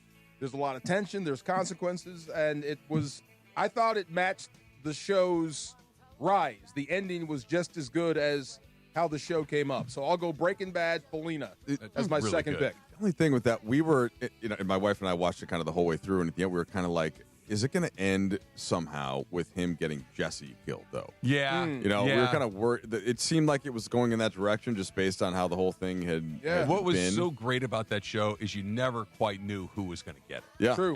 But killing Jesse would have been rough. Like, he was one of the few redeemable people in that show, even though he was a mess. But to me, that's why we thought it was going to. I thought was going to happen. Yeah. Because it's like, look, it's a little bit. That's like if it were The Wire, then I think that it would have been Jesse. Yeah, It gone. Because that's the price. Like the price isn't that Walter White goes down. Like the price is that guy was so ruthless that he actually did live it out. But amazing ending nonetheless. Was the crazy drug dealer? Tuco. Oh, I loved him. Yeah. That guy always plays crazy. My favorite scene though in that whole show, the twins in the parking lot. The Salamanca brothers. Yeah, the Salamanca brothers in the parking lot. And when he's kind of waiting for him, and oh man, when the one guy who got his legs amputated. You see his foot. Yes. Yeah, and he's crawling across the hospital floor to try to get to Walter White. Yeah, man. The Salamancas are terrifying. Oh, yeah. Okay, so mine is not a great ending, but I love the show. I hated how it ended, and I wanted to kill every writer for doing this. But Supernatural. Oh. Like how Dean died. Didn't watch that one. You neither. And Carry On. It is obviously the last episode. He battled the devil. He battled all these things in Supernatural, and he came back from hell multiple times, and then he died while killing a vampire, and the vampire, he went into a knife or a nail, and that's how he died. And I'm like, dude, really? That's how he's gonna go after being a badass? Too obvious, right? It's so dumb. It's not even obvious. It's just dumb. But because I love the show, and it just concluded, and I know COVID had a lot to do with them rushing it, but I had to because that's one of my favorite shows. So, Carry On by Supernatural. DeAndre? All right, my next one is Power. Seeing how the way Ghost went down and how he died. Everyone was linked into who was potentially going to be killing him and ended up being his own son. I thought that was a good ending to this series. I do not know that show. I noticed a trend with your shows. 50 Cent. Yeah. Oh, Snowfall, okay. Power. I got you. All right, I have two. Yes, sir. All right, so in no particular order. I Mad Men was on my list. Breaking Bad was on my list, but I had two others that I'm very happy that I have here. I'm going to take The Americans as my next one. Yeah. Nice.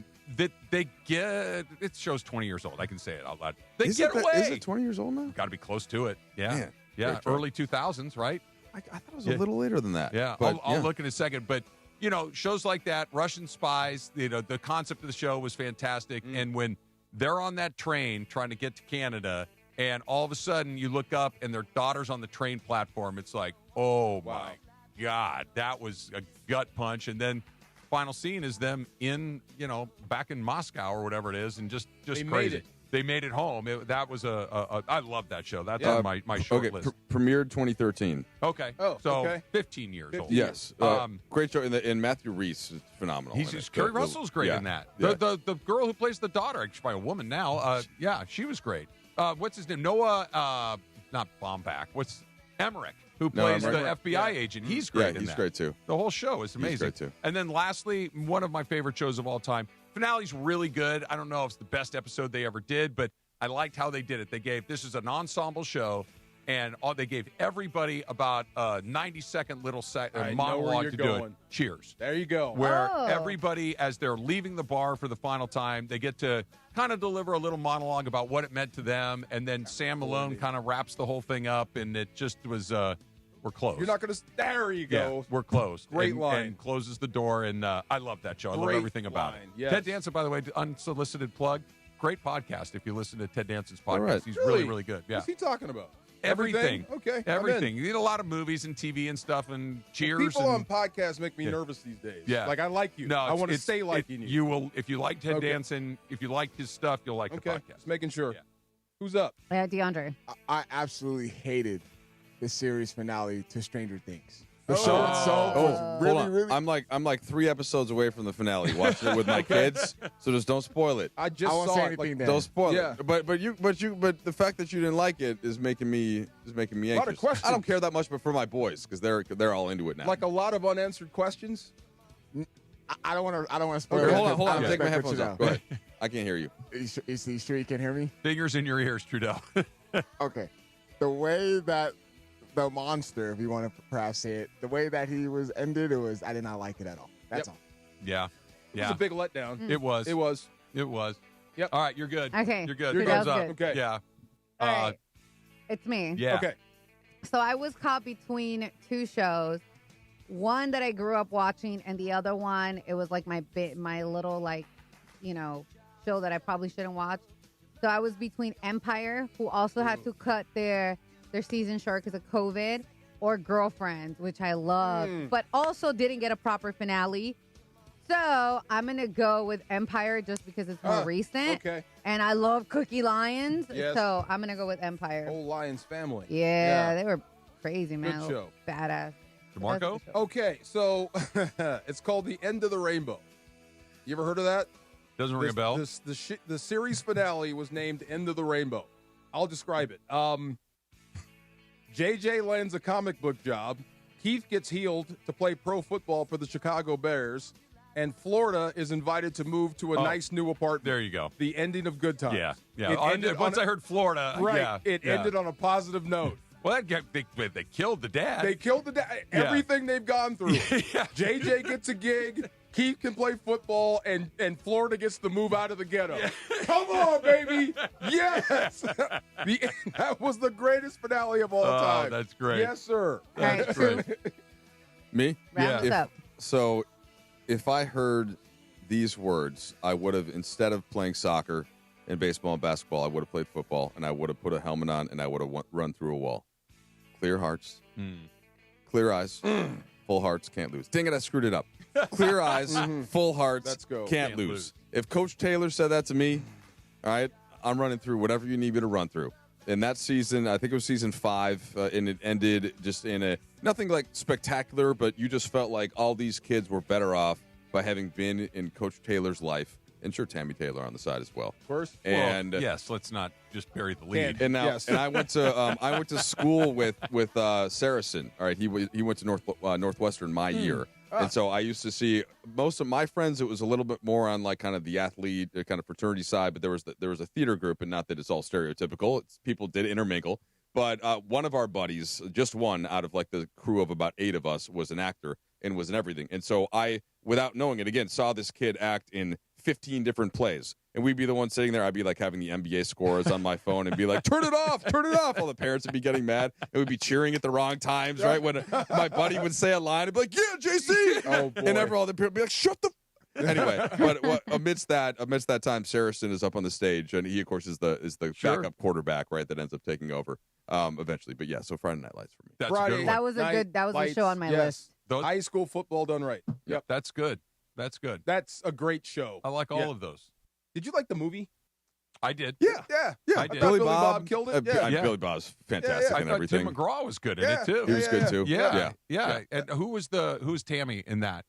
In the movie? I don't even remember. Yeah. I can't see anybody else except for Connie Britton at this point. Connie Britton is Tammy Taylor. But, I remember.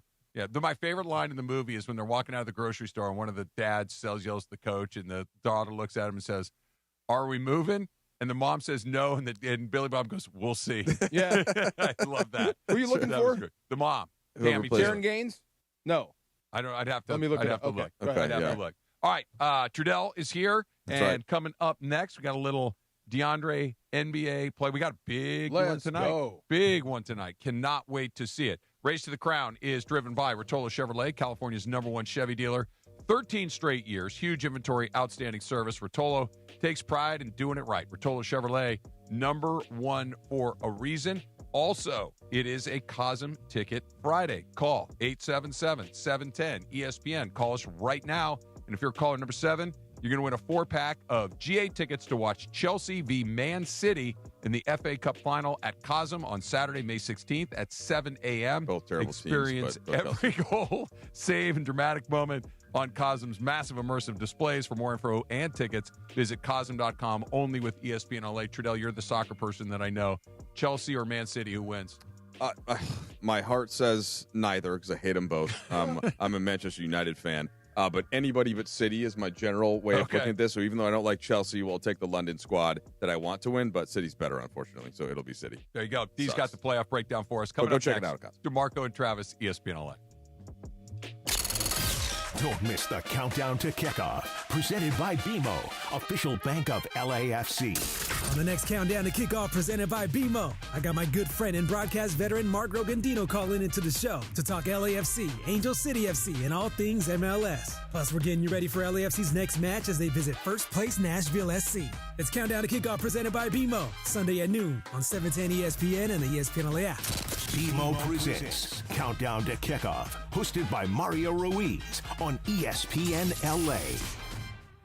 You have your vote by mail ballot. Now it's time to vote. Drop it off early at any official ballot drop box. Visit plan.lavote.gov to learn more. That's plan.lavote.gov. Brought to you by the Los Angeles County Registrar. Los Angeles, if you missed out on any action this past season, don't make the same mistake. Secure your spot in the Rams house for 2026. Watch every home game next year with big-time matchups against the Bills, Chiefs, Cowboys, and Packers. In addition, enjoy home playoff ticket access, interest-free monthly payment plans, and stadium event pre-sale access. Visit therams.com/2026. Again, that is therams.com/2026. Don't miss out on any of next season's action. Get your Rams season tickets today. He's the son of a school teacher and Navy veteran who built a company worth billions and walked away from it. Tom Steyer, pledging to give away half of everything he earned to charity and fight for Californians. So when out-of-state corporations weren't paying their fair share of taxes, Tom Steyer led the fight for Prop 39 and won, making sure no one takes advantage of California and gets away with it, and earning California billions of dollars for our schools. Tom took on big oil to stop them polluting our air and water and smashed them. Tom fought for free school lunches, so no child goes hungry while learning. Tom Steyer, strong enough to take on the special interests crushing us with the cost of living. As governor, Tom will stop Wall Street from buying up middle-class homes, lower utility rates by 25%, and ban corporate PAC money from polluting our politics. Other politicians talk, Tom Steyer gets it done. Ad paid for by Steyer for Governor 2026.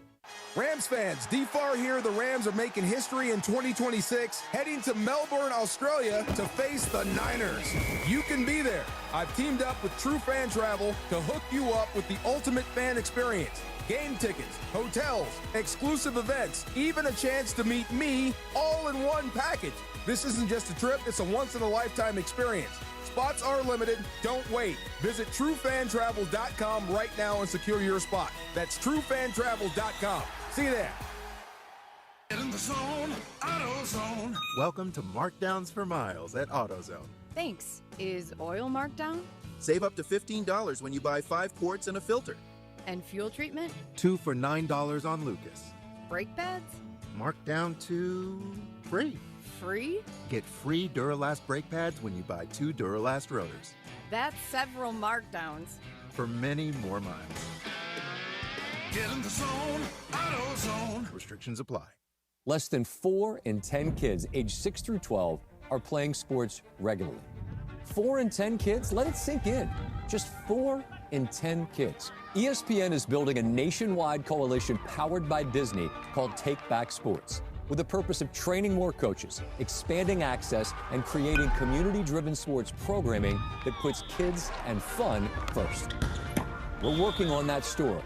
We hope you'll join us. Visit takebacksports.org to learn more. It's DeMarco Farr and Travis Rodgers for your afternoon drive. One specific request. I don't have to pay attention, care, or try. Yes. More DeMarco and Travis right now.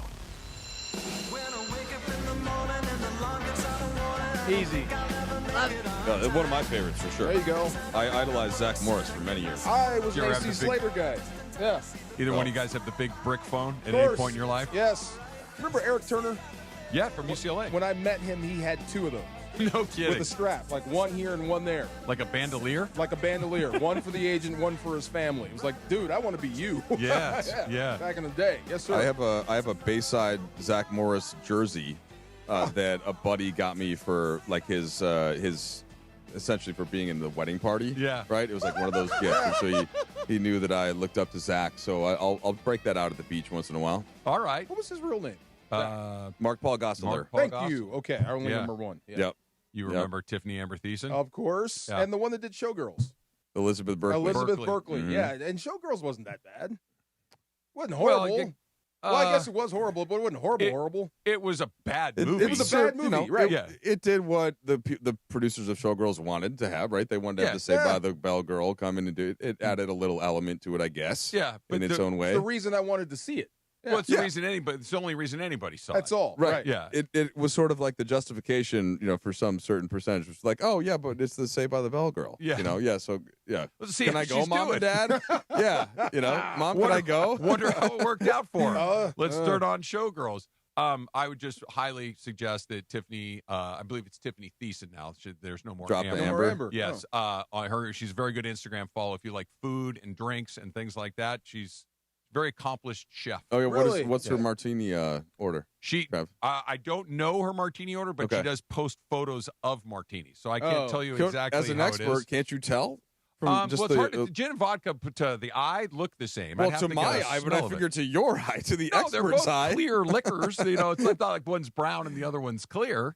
Okay, But I will do this. I will pay I genuinely closer thought you'd be able to tell them apart just by sight. By the She way, puts they cocktails look. up there. You can, Yeah, what type of martini she drinks by the way she looks? This is how Like, much you I can believe. tell what type of martini person.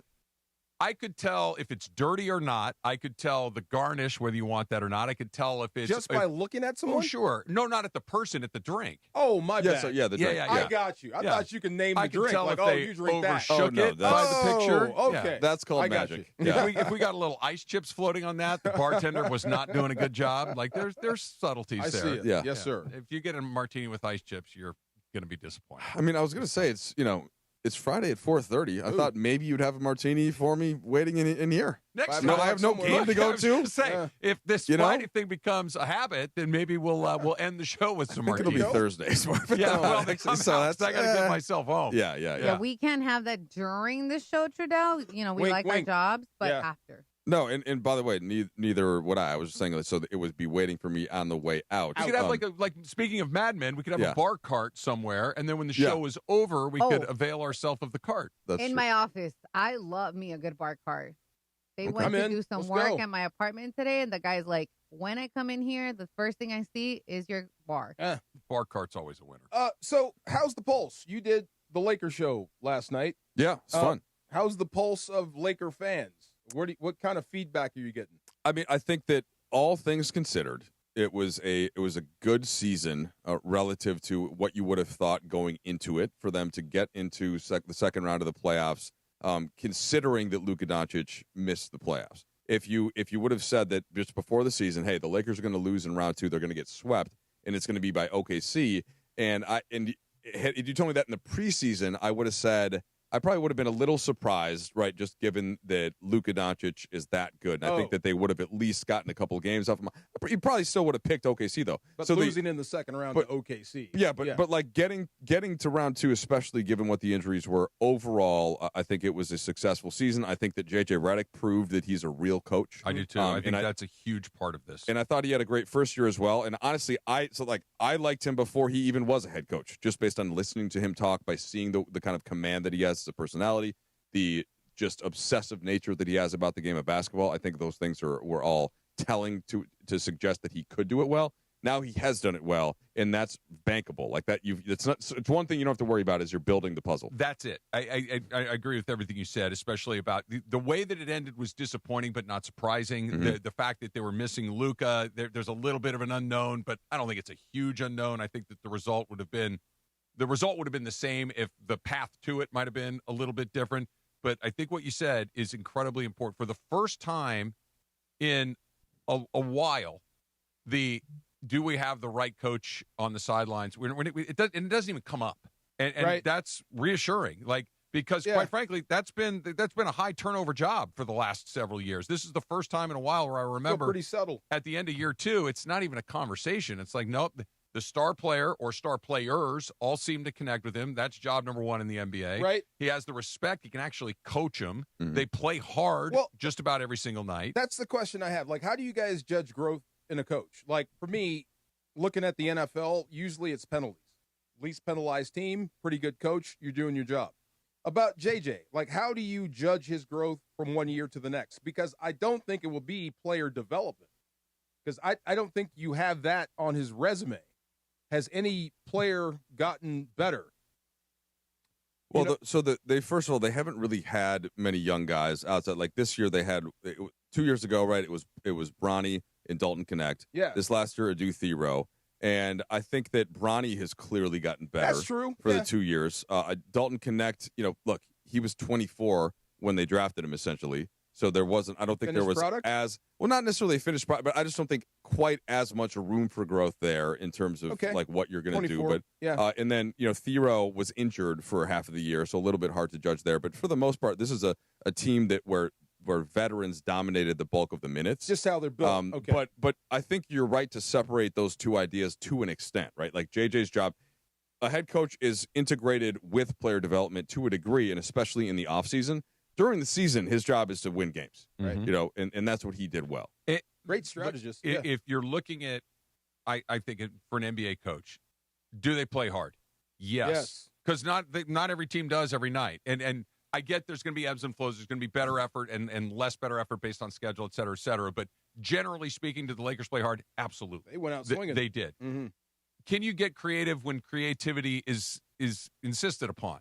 Yeah, sometimes I don't have enough guys. Like, I got to figure something out. Yep. Every time they needed to figure something out, they kind of did. I thought he got great shots at the end of games. You just didn't hit them sometimes. That's what I mean. Yeah. And so all of a sudden, it's like, I got 3 guys down tonight. All of a sudden, I got to figure something out. Can I at least put a team on the court that's competitive? He did. And you can summarize that just with tactics, essentially, right? Like, are you playing the right lineups? Are you putting guys in the right rotations? Are you starting the right players? Are you closing the game with the right players? That's all. Are you running the right offense for your group, right? Are you switching up your defense enough? And I thought that he improved a ton from year 1 to year 2 there. And I think that there will be a lot more growth now heading into year 3 because, like, the first year is just who am I hiring? Yeah. What time do we start practice? Like, all of those things. And then playing hard, of course, is a big one. And that first year, start a season with one team. You get Luka fall out of the sky in the middle of the year on all of this, and you had to coach like 3 different teams in one season. Yep. Good luck with that. And he's had a lot of injuries in both years, and he still managed to win 50 games. So not one of LeBron, Austin Reaves, or Luka played 65 games. They played 29 games, I think, together, if not less. It's somewhere between 25 and 29. And so that's a third of the it's season. a miracle. And the way that the short answer, the biggest part of my job, right, is to listen to every coach press conference, pregame, postgame, and in practice. And so you just get a sense from listening to every coach around the league talk. And there's a selling point there where you just listen to him talk about basketball, and you're like, yeah, okay, yeah, he gets it. Yeah, the only other 2 things I throw in there, and I think he checks both of these boxes too, are support your stars and challenge them when you have to. And I think he does both of those things. Like you got to pick your fights or your challenge moments strategically, but you're going to have to. There's going to be those moments where you're going to have to do it, and if you can do it successfully and not lose the respect of your guys, and I think he aced it. That part, you're good. I don't think anybody's looking at that team and saying they should have gone farther, and the reason they didn't is because the coach blew it. Yeah, that's right. And I think Except that's the part about JJ not liking young guys. That's a rumor. Well, same thing with Sean. Have any same thing guys. with. I know they don't have any. That's the thing. But at some point, it'd be one thing if you had the 4th overall pick in the draft and the guy couldn't get off the bench. Well, in almost no coach in any league really just think about it logically. You're a coach. You have a guy that's been in the league for 10 years. You have a rookie, right? One guy knows what to do, knows where to be, knows how to play, knows how to act. Like it generally that's why vets are better. You know what I say about rookies? Rookies are morons. Yeah. How do I know? Yeah. I was a moron. Yeah. They break bats over their knee and scream the F word at the top of their lungs in the dugout. It happens every once in a while. There you go. Little Pchanga pick of the week coming up next. Trudell is here on a Friday. A Friday, DeMarco. How about Friday. that? DeMarco and Travis, Followers. ESPN LA. Speaking of Pchanga, coverage and content of the 2026 NBA playoffs on ESPN LA is presented by our friends at Pchanga Resort Casino. Play your perfect combination at Pchanga Resort Casino, official Native American resort and casino of your Los Angeles Lakers. Come see for yourself what made readers of Newsweek and USA Today name Pchanga the best casino outside of Vegas. Visit Pchanga.com for more info. See you there. Memorial Day weekend checklist. Sunscreen, check. Snacks, check. Road trip playlist, check. Now, When's the last time you checked your oil? Before you hit the road, head to Valvoline Instant Oil Change for a fast 15-minute stay-in-your-car oil change, and no appointment is ever needed. Plus, they'll check your fluids, battery, wipers, and more, so you can worry less about your car and focus more on the weekend ahead. Visit SoCalOilChange.com for a special offer and your nearest location. Valvoline Instant Oil Change. Quick, easy, and road trip approved.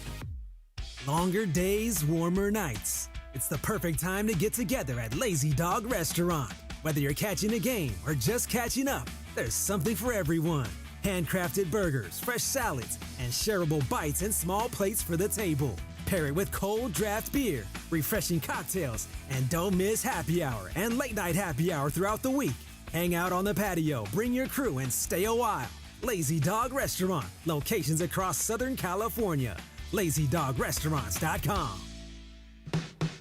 Children's Hospital Los Angeles' biggest event of the year is back for the 10th year. Walk and Play LA brings the community together for a day of fun and philanthropy, all to support young patients who need life-saving care. Hi, it's Chris Morales, and you can enjoy me and enjoy a scenic 3K walk, plus a festival with music, games, and sports activities for all ages. Join me Saturday, June 6th at the Santa Monica Pier. Register today at walkandplayla.org and use the discount code PLAY to save $10 on your registration. When it's game time, there's no room for hesitation, and you better believe GM John Good will make you a great deal at George Chevrolet. Whether you're rolling in a power-packed Silverado, loading up the family in a spacious Chevy Traverse, or going all electric, John Good has the great deal you want at George Chevrolet. Amazing pricing, zero pressure, and the next level Chevy vehicles you want are at George Chevrolet, conveniently located off the 91 at Lakewood in Bellflower. Or shop at georgechevy.com. Chevrolet, together let's drive. Hey, LA and OC, if you love great food and smart prices, you need to know about Wild Fork Foods. Hosting, grilling, you just want a great dinner? Start at Wild Fork Foods. Find your local SoCal store at wildforkfoods.com. Wild Fork, quality meat and seafood, low prices, largest variety in one store. Individuals and businesses with tax problems, listen carefully. Do you feel like you're losing control of your finances? If you owe over $10,000 in back taxes or have unfiled tax returns, we can help you take back control. The IRS is the largest and most aggressive collection agency in the world, and they can seize your bank accounts, garnish your paycheck, close your business, and file criminal charges. Take control of your tax problem now by calling the experts at U.S. Tax Shield and take advantage of the Fresh Start program and new laws that may allow us to negotiate a settlement for the lowest amount possible. Our team of tax attorneys and enrolled agents can stop collections and get you protected so you can take control of your financial future. U.S. Tax Shield offers a price protection guaranteed quote to get you protected today. U.S. Tax Shield is A+ rated with the Better Business Bureau, so call now. 800-687-5192. That's 800-687-5192. U.S. Tax Shield. 800-687-5192. Yo, this is Jerry Garcia. It's your boy Concrete. And you're listening live to the 710 ESPN Radio, the best show, 3 to 6, DeMarco and Travis live. Let's go. More DeMarco and Travis right now.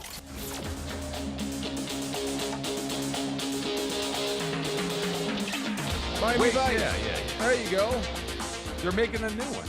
Are they really? Michael B. Jordan and who's the other one? Oh, a Austin movie. Butler?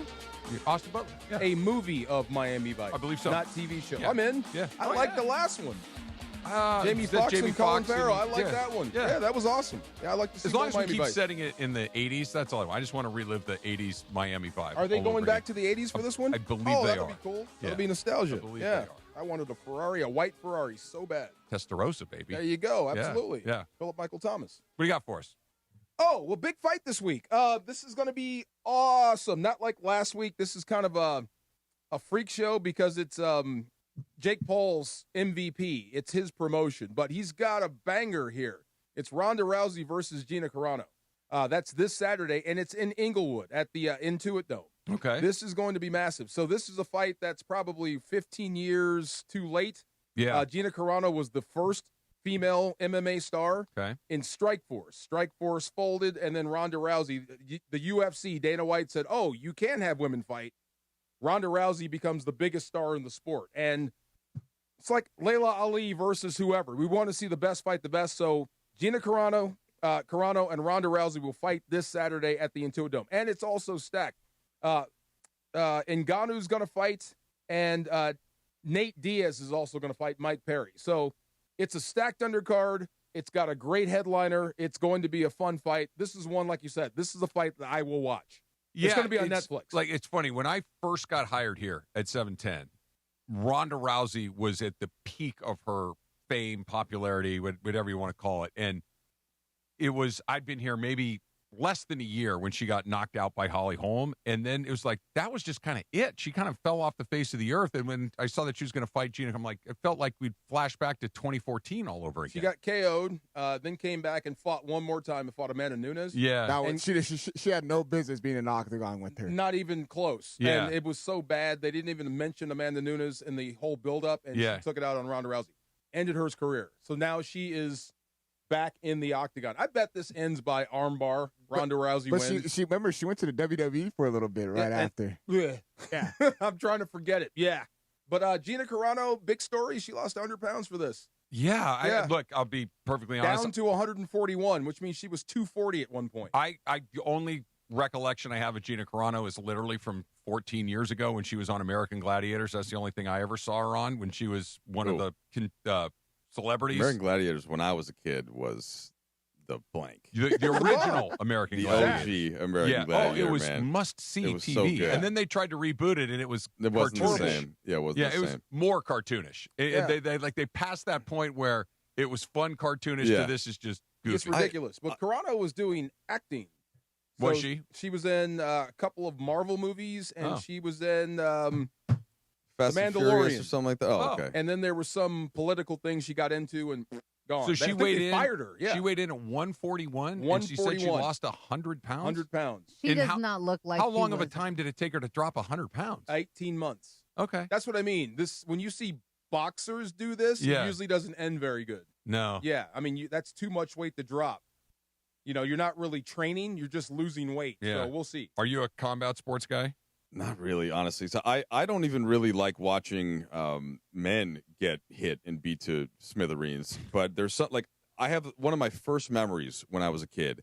Well, I must have been 5 years old or even maybe even younger. And like we're out playing outside, and I think I must have pushed a neighbor girl or something down. And the look, I still remember like the look in my dad's face. And he never like really laid hands on me or anything, but like picked me up, brought me to the house, like put me into a wall, and basically was like, "You do not ever lay a finger on a female." And so it just got so I had a little sister also, Yeah. And so I think there's something about I couldn't see Ronda Rousey or I can't see like the punch to the face. It just makes me I'm with feel you. a certain way. I'm not giving Rousey my arm though. Yeah. Well, Yeah. it's funny. Like she'll keep it. You said it at the beginning. Like I can watch boxing all day long. It doesn't turn my stomach because I'm not squeamish about it. Like Yeah, I can boxing I'm okay the usually. second Not my favorite, there's UFC stuff, and I'm not like if people like it, great.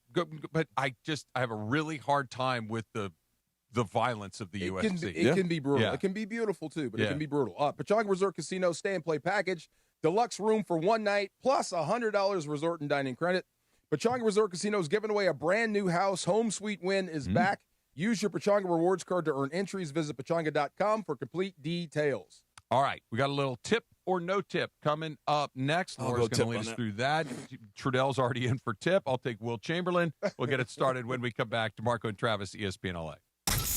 Black and Gold head to Music City for a heavyweight showdown with Eastern Conference leaders Nashville SC. Yeah, I think we're just ready to prove that we're on top again, and that we're ready to win games. Only 2 matches remain before the World Cup break, and LAFC are looking to stack points before the pause. Can the Black and Gold silence the crowd in Nashville? We have to just forget about the last couple games and just, move forward and know what we are capable of doing. Pregame starts Sunday at 4:30 p.m. on 710 ESPN and the ESPN LA app. He's the son of a school teacher and Navy veteran who built a company worth billions and walked away from it. Tom Steyer, pledging to give away half of everything he earned to charity and fight for Californians. So when out-of-state corporations weren't paying their fair share of taxes, Tom Steyer led the fight for Prop 39 and won, making sure no one takes advantage of California and gets away with it, and earning California billions of dollars for our schools. Tom took on big oil to stop them polluting our air and water and smashed them. Tom fought for free school lunches, so no child goes hungry while learning. Tom Steyer, strong enough to take on the special interests crushing us with the cost of living. As governor, Tom will stop Wall Street from buying up middle-class homes, lower utility rates by 25%, and ban corporate PAC money from polluting our politics. Other politicians talk, Tom Steyer gets it done. Ad paid for by Steyer for Governor 2026. Individuals and businesses with tax problems, listen carefully. Do you feel like you're losing control of your finances? If you owe over $10,000 in back taxes or have unfiled tax returns, we can help you take back control. The IRS is the largest and most aggressive collection agency in the world, and they can seize your bank accounts, garnish your paycheck, close your business, and file criminal charges. Take control of your tax problem now by calling the experts at U.S. Tax Shield and take advantage of the Fresh Start program and new laws that may allow us to negotiate a settlement for the lowest amount possible. Our team of tax attorneys and enrolled agents can stop collections and get you protected so you can take control of your financial future. U.S. Tax Shield offers a price protection guaranteed quote to get you protected today. U.S. Tax Shield is A+ rated with the Better Business Bureau, so call now. 800-687-5192. That's 800-687-5192. U.S. Tax Shield. 800-687-5192. And it is the DeMarco and Travis afternoon show. 4 o'clock in the Southland. You know what that means. Time for Tip or No Tip. Tip or No Tip. With producer Laura. Tip or No Tip time. Take it away, producer Laura.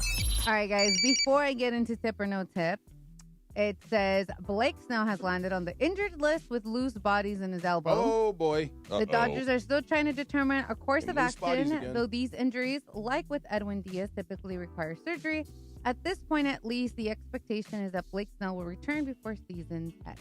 Oh, boy. Loose bodies. Wait. I just heard it. That was Roki Sasaki exhaling heavily right there. Come on, Roki. Yeah, that's what that was. Yeah, so that's the update, guys. Yeah, that sucks. We'll talk about that coming up in a little bit. It does suck. It does. And this also sucks for me because I did something that I probably shouldn't this morning. But I started shopping around for new auto insurance because my rate keeps going up, even though I have no tickets, no accidents, nada. The second I put my info in one of those like quote sites, my phone just turned into like a telethon. Like all I got was calls, texts, emails, nonstop. It's been ringing while we've been working from like random companies that I've never heard of before. So tip or no tip, you've accidentally made this mistake too. I get calls at least 3 times during this show for my daughter's student loan. Oh, yeah. Yeah. We'll take the loan. Absolutely. We'll give you a better rate. Never stop. Yeah, it's annoying. Yeah, so we recently took a home improvement loan and went through our bank, like the same people we have our mortgage with. And I don't know how they know, but every other lender on the face of the earth was aware that we were shopping for a loan. And remember when my phone wouldn't stop ringing all day? Yeah. Same thing. I mean, literally 25 calls a day. A site too? Like no. We went straight to our bank, but once it dings like the credit reports and all this other stuff. Yeah, it's the same thing. We were I was just looking, like we were deciding, okay, should we move to a house or should we like do some renovation or something like that? Same thing, and just looking up like where we would qualify at. Right. Boom. Exactly. Once you get on the list, and then it's like, and it takes like 2 years to cycle out and block calls. Until we closed our loan. Until the loan was closed, and then like the next day it stopped ringing. Oh, okay. So So did you close the loan? We never took. Yeah, we never took it out. That's why it kept going. It kept going. It kept going. But once you pull the trigger, it'll stop. Talking to Andrew and Heather and Rachel and Steven. Yeah. We can do better. Like you don't even know what I'm looking for. What percent is that at if you take a homeowner? Right. Okay. All of that. Okay. All of that. Okay, so I'm not alone. You made the mistake. You are not alone. Yeah. All right, so this caught my attention. I'm not a huge BTS fan, but apparently they're officially back. And the group is performing 3 K-pop. complete... Oh, thank you. Oh, yeah, sorry, K-pop. Yeah. They are performing 3 completely sold-out shows at Stanford Stadium this weekend. It's the first Bay Area performance in 8 years and the only one in Northern Cal as their stop for their massive comeback tour. Fans have already been camping out for merch, and, you know, they're kind of like putting themselves in the airport to see if they could spot BTS, you know, welcome stations and things like that. Concerts are expected to bring in around 150K people total. It's a lot of people. So tip or no tip, in your lifetime, you've been part of like a massive crowd for an artist, whether like tip, yeah. Yeah. Like for concerts or just anything. Yeah, like if like people were Michael fans, right? And they like rushed to see Michael or something Run DMC like that. was huge. But Empire did you Strikes camp Back. out and do all the crazy? Empire Strikes Oh. Back. We camped out for 3 days. No kidding. This is when you had to buy your tickets. at the theater. We camped out for 3 days. No kidding. Yeah, it was, That's it was, wild. It was that big of a deal. Yeah, Come on, man. yeah. It was awesome. Yeah, big crowd and the Metallica Not me. concert. Yeah. No, come on. No. Never. I was committed. Yeah. No how. No way. Never will. No interest. Hard pass. Oh man. Yeah. Yeah. No, I respect. It's just that's why it kind of struck me as funny just seeing your big old butt out there and In a pub tent. Yeah, in a tent. But I love the commitment to the so bit. That's Empire great. Strikes Back. You're what, 10? I had 2 other brothers. Oh, okay. We're all out there. Yeah, they had your back. Oh yeah. We're Yeah. all You there. slept there? Had to. That's wild. You don't want to lose your place. We only had like 2 theaters like within 10 miles of my house. You don't want to miss this. I slept And on it's the one street screen. one time, but it wasn't for it was for an event, but it wasn't like for a specific artist. So I grew up in Arcadia, and which is right next to Pasadena. And the Rose Parade goes down Colorado Boulevard, right? And they have the bleachers set up and all these things. And back in the 80s, I don't know if they still do it. I'd be really surprised if they do. But you could take like some old furniture and take it down to Colorado Boulevard and just set it on the sidewalk and set up camp overnight and then watch the parade go by. So when I was in high school, we decided we were going to go down there. There's girls down there and everything else. So you want to go down there and kind of hang out, and it's super fun until about midnight. Yep. Then it's New Year's Eve, it's midnight, and then everybody, hey, you kind of maybe get to about 1, it's fun, and then all of a sudden it's freezing cold, and you got to sleep on the street, and it's the worst decision you've ever made in your life. Never again. We had a blast. I never ate so many Pop-Tarts in my life. It was a blast. Great time. I honestly, out of everybody, for whatever reason, I would think Trudell would do it. Definitely not Trav. No way. But for whatever reason, I thought Trudell. Not you, D4. But BTS, you've never seen fandom like this. Oh, I know. Insanity. Yeah, I'm not surprised that they're drawing Yes. huge crowds. Okay, I'm so not a this fan one for it. I'm going to take from John, who is doing our social media. He can't come to the mic because John. he's back there. Yep. He said, I went to the USC graduation today. Beautiful and emotional moment to see people graduate and walk the stage. Tip or no tip, you remember the day you graduated from high school or college? Yeah, tip for me for both. Yeah. The high school one is a little bit more memorable for me than college, because college, you just get broken into so many smaller groups. Like at UCSB, you would graduate with your major, right? Like you. So I was a political science major, so it was all the political science people together, and it was a few hundred, maybe 1,000 tops. And I don't remember a thing about the speech or anything else, but I remember my parents, my grandparents came in and all that. But high school, I remember what I did before. I remember who I was sitting with. I remember the parties afterwards. Oh, yeah. I do not. Yeah, 06 and don't remember. Oh, yeah. No, that's weird. I'm totally with Travis on this one. It's interesting that we're different here. Like I remember all of it. So Northwest, we had the journalism school thing, like you said, the smaller breakout. But then Tom Brokaw did the. We didn't have anything like that. Yeah, he did the commencement speech. It was at the football stadium, right? All the families were there. That's cool. And then our group of friends, we all went to we had 6 guys, 6 girls, and all the adults. We rented out the ballroom of like some hotel. That's cool. That was nearby. And then I remember high school, like my best friend did the speech. Nice. In high school, which was great, and then we all went and had a party afterwards, and like so we had 2 of the grad best nights of my life. That had an In-N-Out truck. That's and it was badass. all you could eat In-N-Out truck. That sounds glorious. It was wonderful. Free haircuts too. That was the 2 things I remember about that party. Free All I haircut? remember about mine is I think I had the car running both times. Oh yeah. Like I couldn't wait to get out of high school, and I couldn't wait to leave UW. Really? Yeah, it was time to go. Okay. You know what I mean? Like we walked across the stage, shook the president's hand, got in the car, and drove back to California. Yeah. Peace out. Yeah. I loved high school. I had a Did really you good really? time. Oh, me, yeah. me too. Yeah. I had a really Loved good time. high school and college. Yeah. Okay, so I graduated a few times because I went back to school during COVID, and then our graduation, somebody did something like dumb where they tried to shake the hand and fell. It was like a whole production. I'm like, dude, you're doing the most. Like, no need to do that. Did anybody do that while you guys were graduating, whether it was in high school or college? Remember the dance to Cabbage Patch? Yeah. So they another one. They would say if you did that, like if you did some sort of dance, they would hold your diploma. Oh. So we had people that would just do it anyway. Yeah. But yeah, they would hold your diploma for like 2 weeks. I remember people like dancing or like twerking. Somebody doing like a push-up or something Yeah, it's goofy stuff. But I don't remember maybe anything the occasional backflip or something like yeah, that, something. or whatever. Nah, I legit grittied on stage. Did you really? Oh, why doesn't I that did. shock me at all? I think I still got a video. Did yeah. you really? I yeah. need to see this. that. Oh my God! I'll tell you No, what, they didn't. have it. How long was your college graduation? I mean, the long-ish. Okay, that's what I was. Yours? Yeah. Long. Mine too. Yeah. They've got it figured out now. My daughter graduated from San Diego State a couple years ago. You're in and out of there in an hour. And they did. Really? And every kid gets their name read, but it's like a speed thing.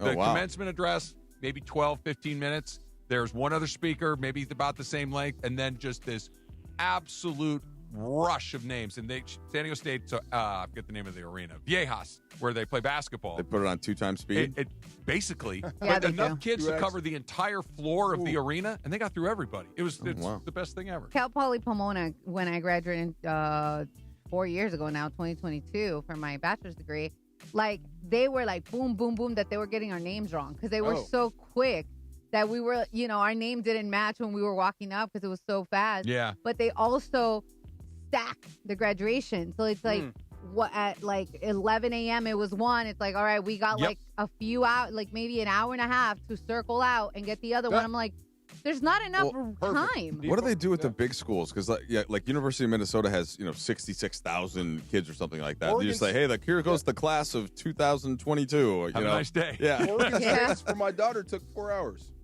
Wow. Yeah, there's so many people.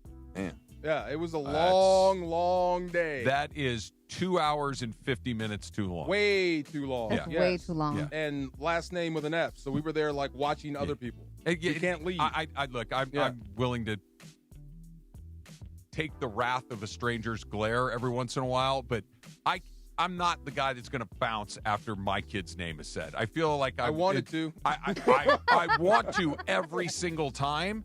But part of it is, we're Trudell, so we got to be there for a while. Yeah. Right? We're I'd be getting there up in front of you. Yeah. The R is going to be rough. You just go in knowing it's going to be a while. It's all good. Or sit in the back. There you go. Yeah. All right, let's talk about Blake Snell's loose bodies. He got scratched from his start. We now know that is the reason why. What does that mean? What do they do? It's coming up next. It's DeMarco and Travis on a Friday with Trudell on ESPN LA. How are you? It's Dr. Robert Clapper. Guess what? The Weekend Warriors Show is back Saturday morning at 7 a.m. on ESPN LA, thanks to Cedars-Sinai. Cedars-Sinai is a global leader in orthopedics, offering a range of solutions in all orthopedic subspecialties to get you back to doing the things you love. Don't miss the Weekend Warriors Show with me, Dr. Clapper, Saturday mornings at 7 a.m. on 710 ESPN and the all-new ESPN LA app. I took Mom to catch a ball game. Is it time to pick her up yet? Now your top reasons to visit Morongo. Morongo's Travel Center always has the lowest price gas around. Number 2. Tommy Bahama Gift Giveaway, May 19th, 10 a.m. to 10 p.m. And the number 1 reason. It's finally back. Smoking good times. 3 cigars, scotch tasting, a food spread, and live music. May 17th, 5 p.m. Morongo, good times. Memorial Day weekend checklist, sunscreen, check. Snacks, check. Road trip playlist, check. Now, when's the last time you checked your oil? Before you hit the road, head to Valvoline Instant Oil Change for a fast 15-minute stay-in-your-car oil change, and no appointment is ever needed. Plus, they'll check your fluids, battery, wipers, and more, so you can worry less about your car and focus more on the weekend ahead. Visit SoCalOilChange.com for a special offer and your nearest location. Valvoline Instant Oil Change. Quick, easy, and road trip approved. Rams fans, DFAR here. The Rams are making history in 2026, heading to Melbourne, Australia to face the Niners. You can be there. I've teamed up with True Fan Travel to hook you up with the ultimate fan experience. Game tickets, hotels, exclusive events, even a chance to meet me all in one package. This isn't just a trip, it's a once-in-a-lifetime experience. Spots are limited. Don't wait. Visit TrueFanTravel.com right now and secure your spot. That's TrueFanTravel.com. See you there. Good Karma Brands is proud to be an equal opportunity employer, providing equal employment, development, and advancement opportunities to all teammates and applicants. To learn more about careers with us, please send an email to talentacquisition@goodkarmabrands.com. That's talentacquisition@goodkarmabrands.com. The home of USC football, and now the home of The Rich Eisen Show. Weekdays 9 a.m. to noon, KSPN Los Angeles, a Good Karma Brands radio station. You're hanging out with the Rams Super Bowl champ and Sweet Tea. Feeling awesome. Yes. What's up? Afternoons with DeMarco and Travis rolls on. Guys, what the heck is going on out here? Back to the guys.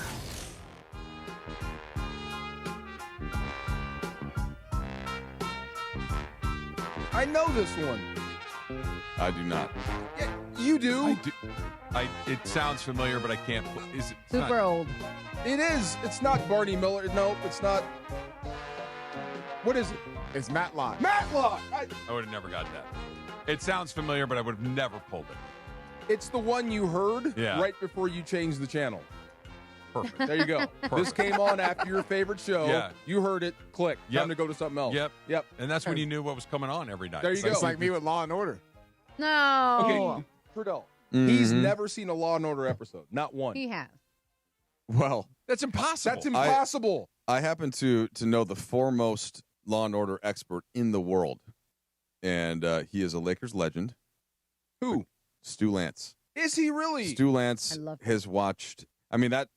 He's been around. He has watched every season multiple times. Yeah, like that's what. If he's not watching football, he's watching Law and Order. It's a great show. But Loves he's Law and never Order. seen one. And he's How seen is all that the possible? variations, all the varieties. SVU? All of the all of the U's, Yeah. all of it. I don't even All know of how the many there U's. are.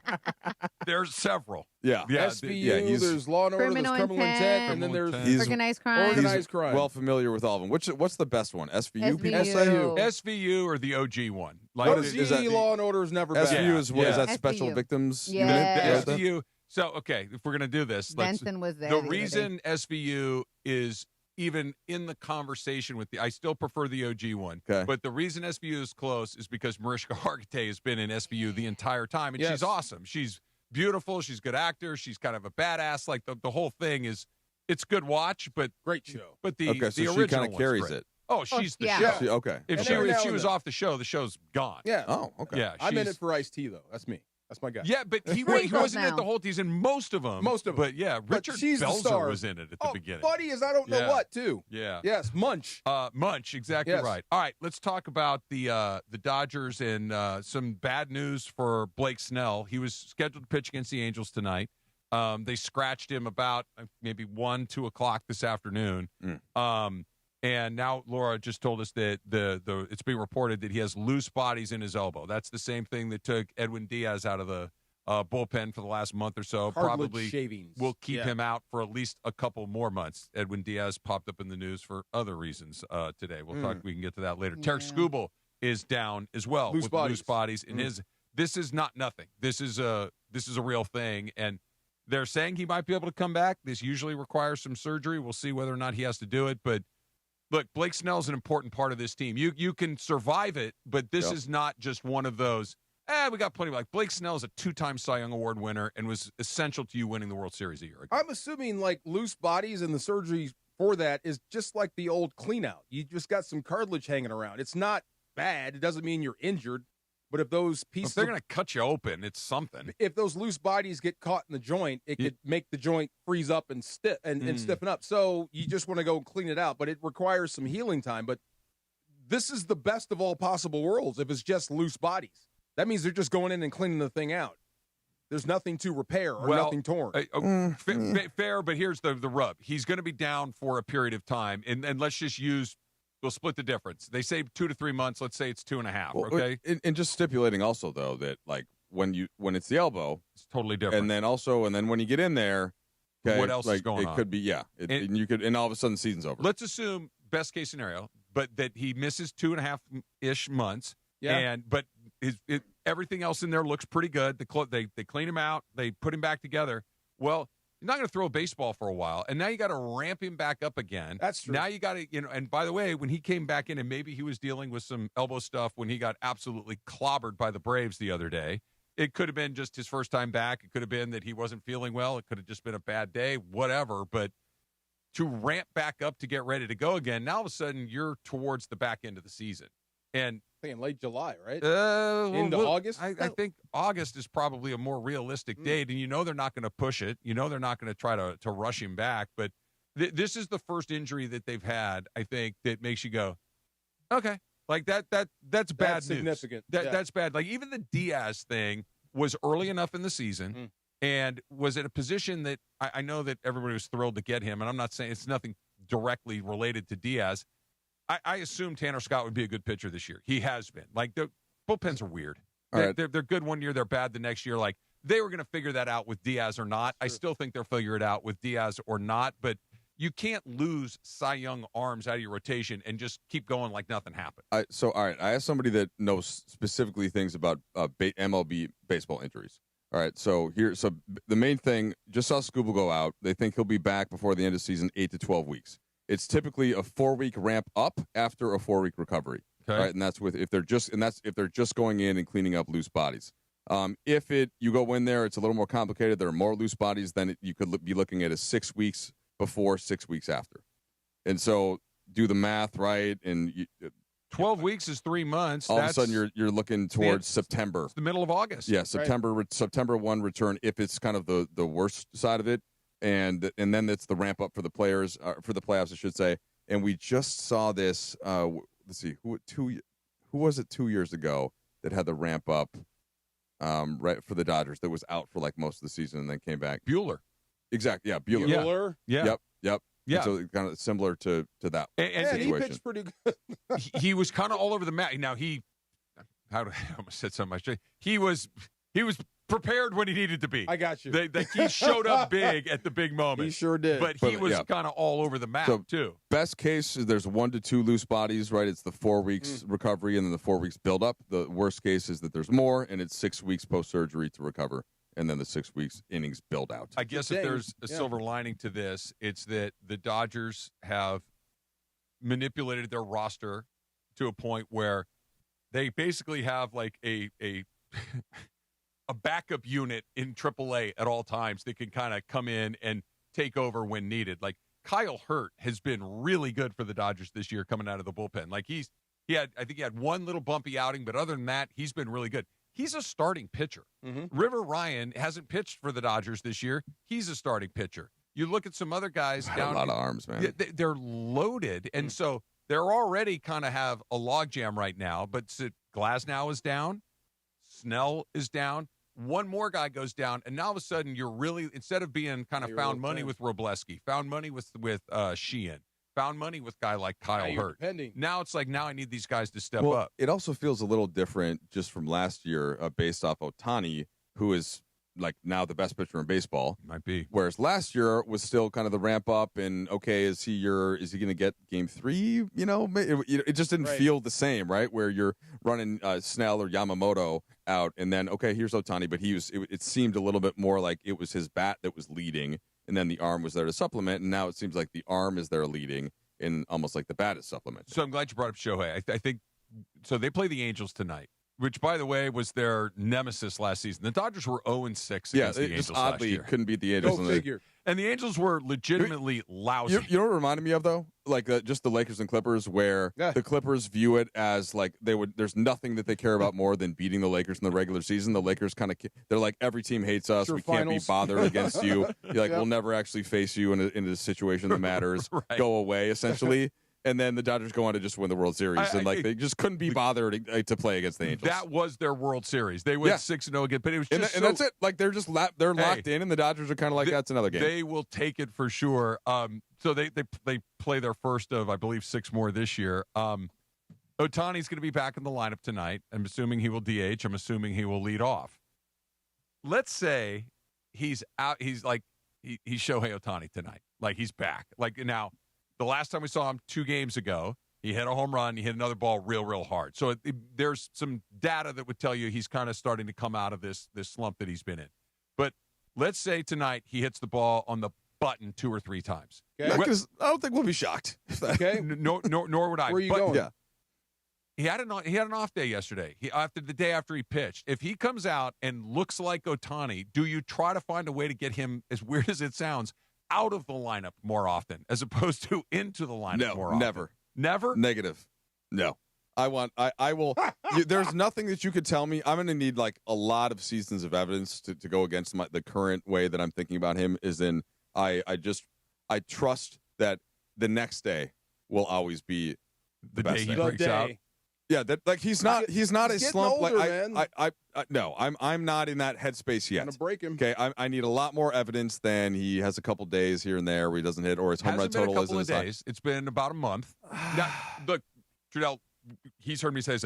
Of all the guys on that team that have gone off to slow start, he's the only one I'm not even a little worried about. That's all. That's all. I'm that's not all even I'm saying. a little worried about. But if it lines up perfectly for them giving him back, and I'm not saying they're going to take him out of the lineup 2 days a week, right? But I'm saying that maybe sometime he'll hit, sometimes he won't. When he pitches, I'm talking about that. Maybe that just kind of becomes a standard thing where we're going to give you a day off, and then maybe once a month or so, we're going to give you a couple. We're going to stack a couple together. God, if he somehow, I don't know. I just don't. It's baseball though, right? Like I don't. You're right. I don't view it the same way that I would, where like it's good for LeBron to occasionally not have to play the second night of a back-to-back or something, even though he played in most of the back-to-backs in his 23rd season this year. I can't. I don't like the frame of mind that I feel like I'm in if I'm saying Shohei take more days off. Okay, I completely agree with you, but I'm playing devil's advocate here, and I'm playing the side of the Dodgers and all this. The Dodgers have put him on ice this year in a way that they had not done at all. And now I understand this is different. True. Even last year, he really wasn't a full-time pitcher until the very end of the season. That the ramp up to that took a really long time. So the wear and tear. Second Tommy John is a real it absolutely that's a real is. thing. And maybe they are kind of load managing this a little bit. Gonna have to. What did you guys? You really think he's superhuman?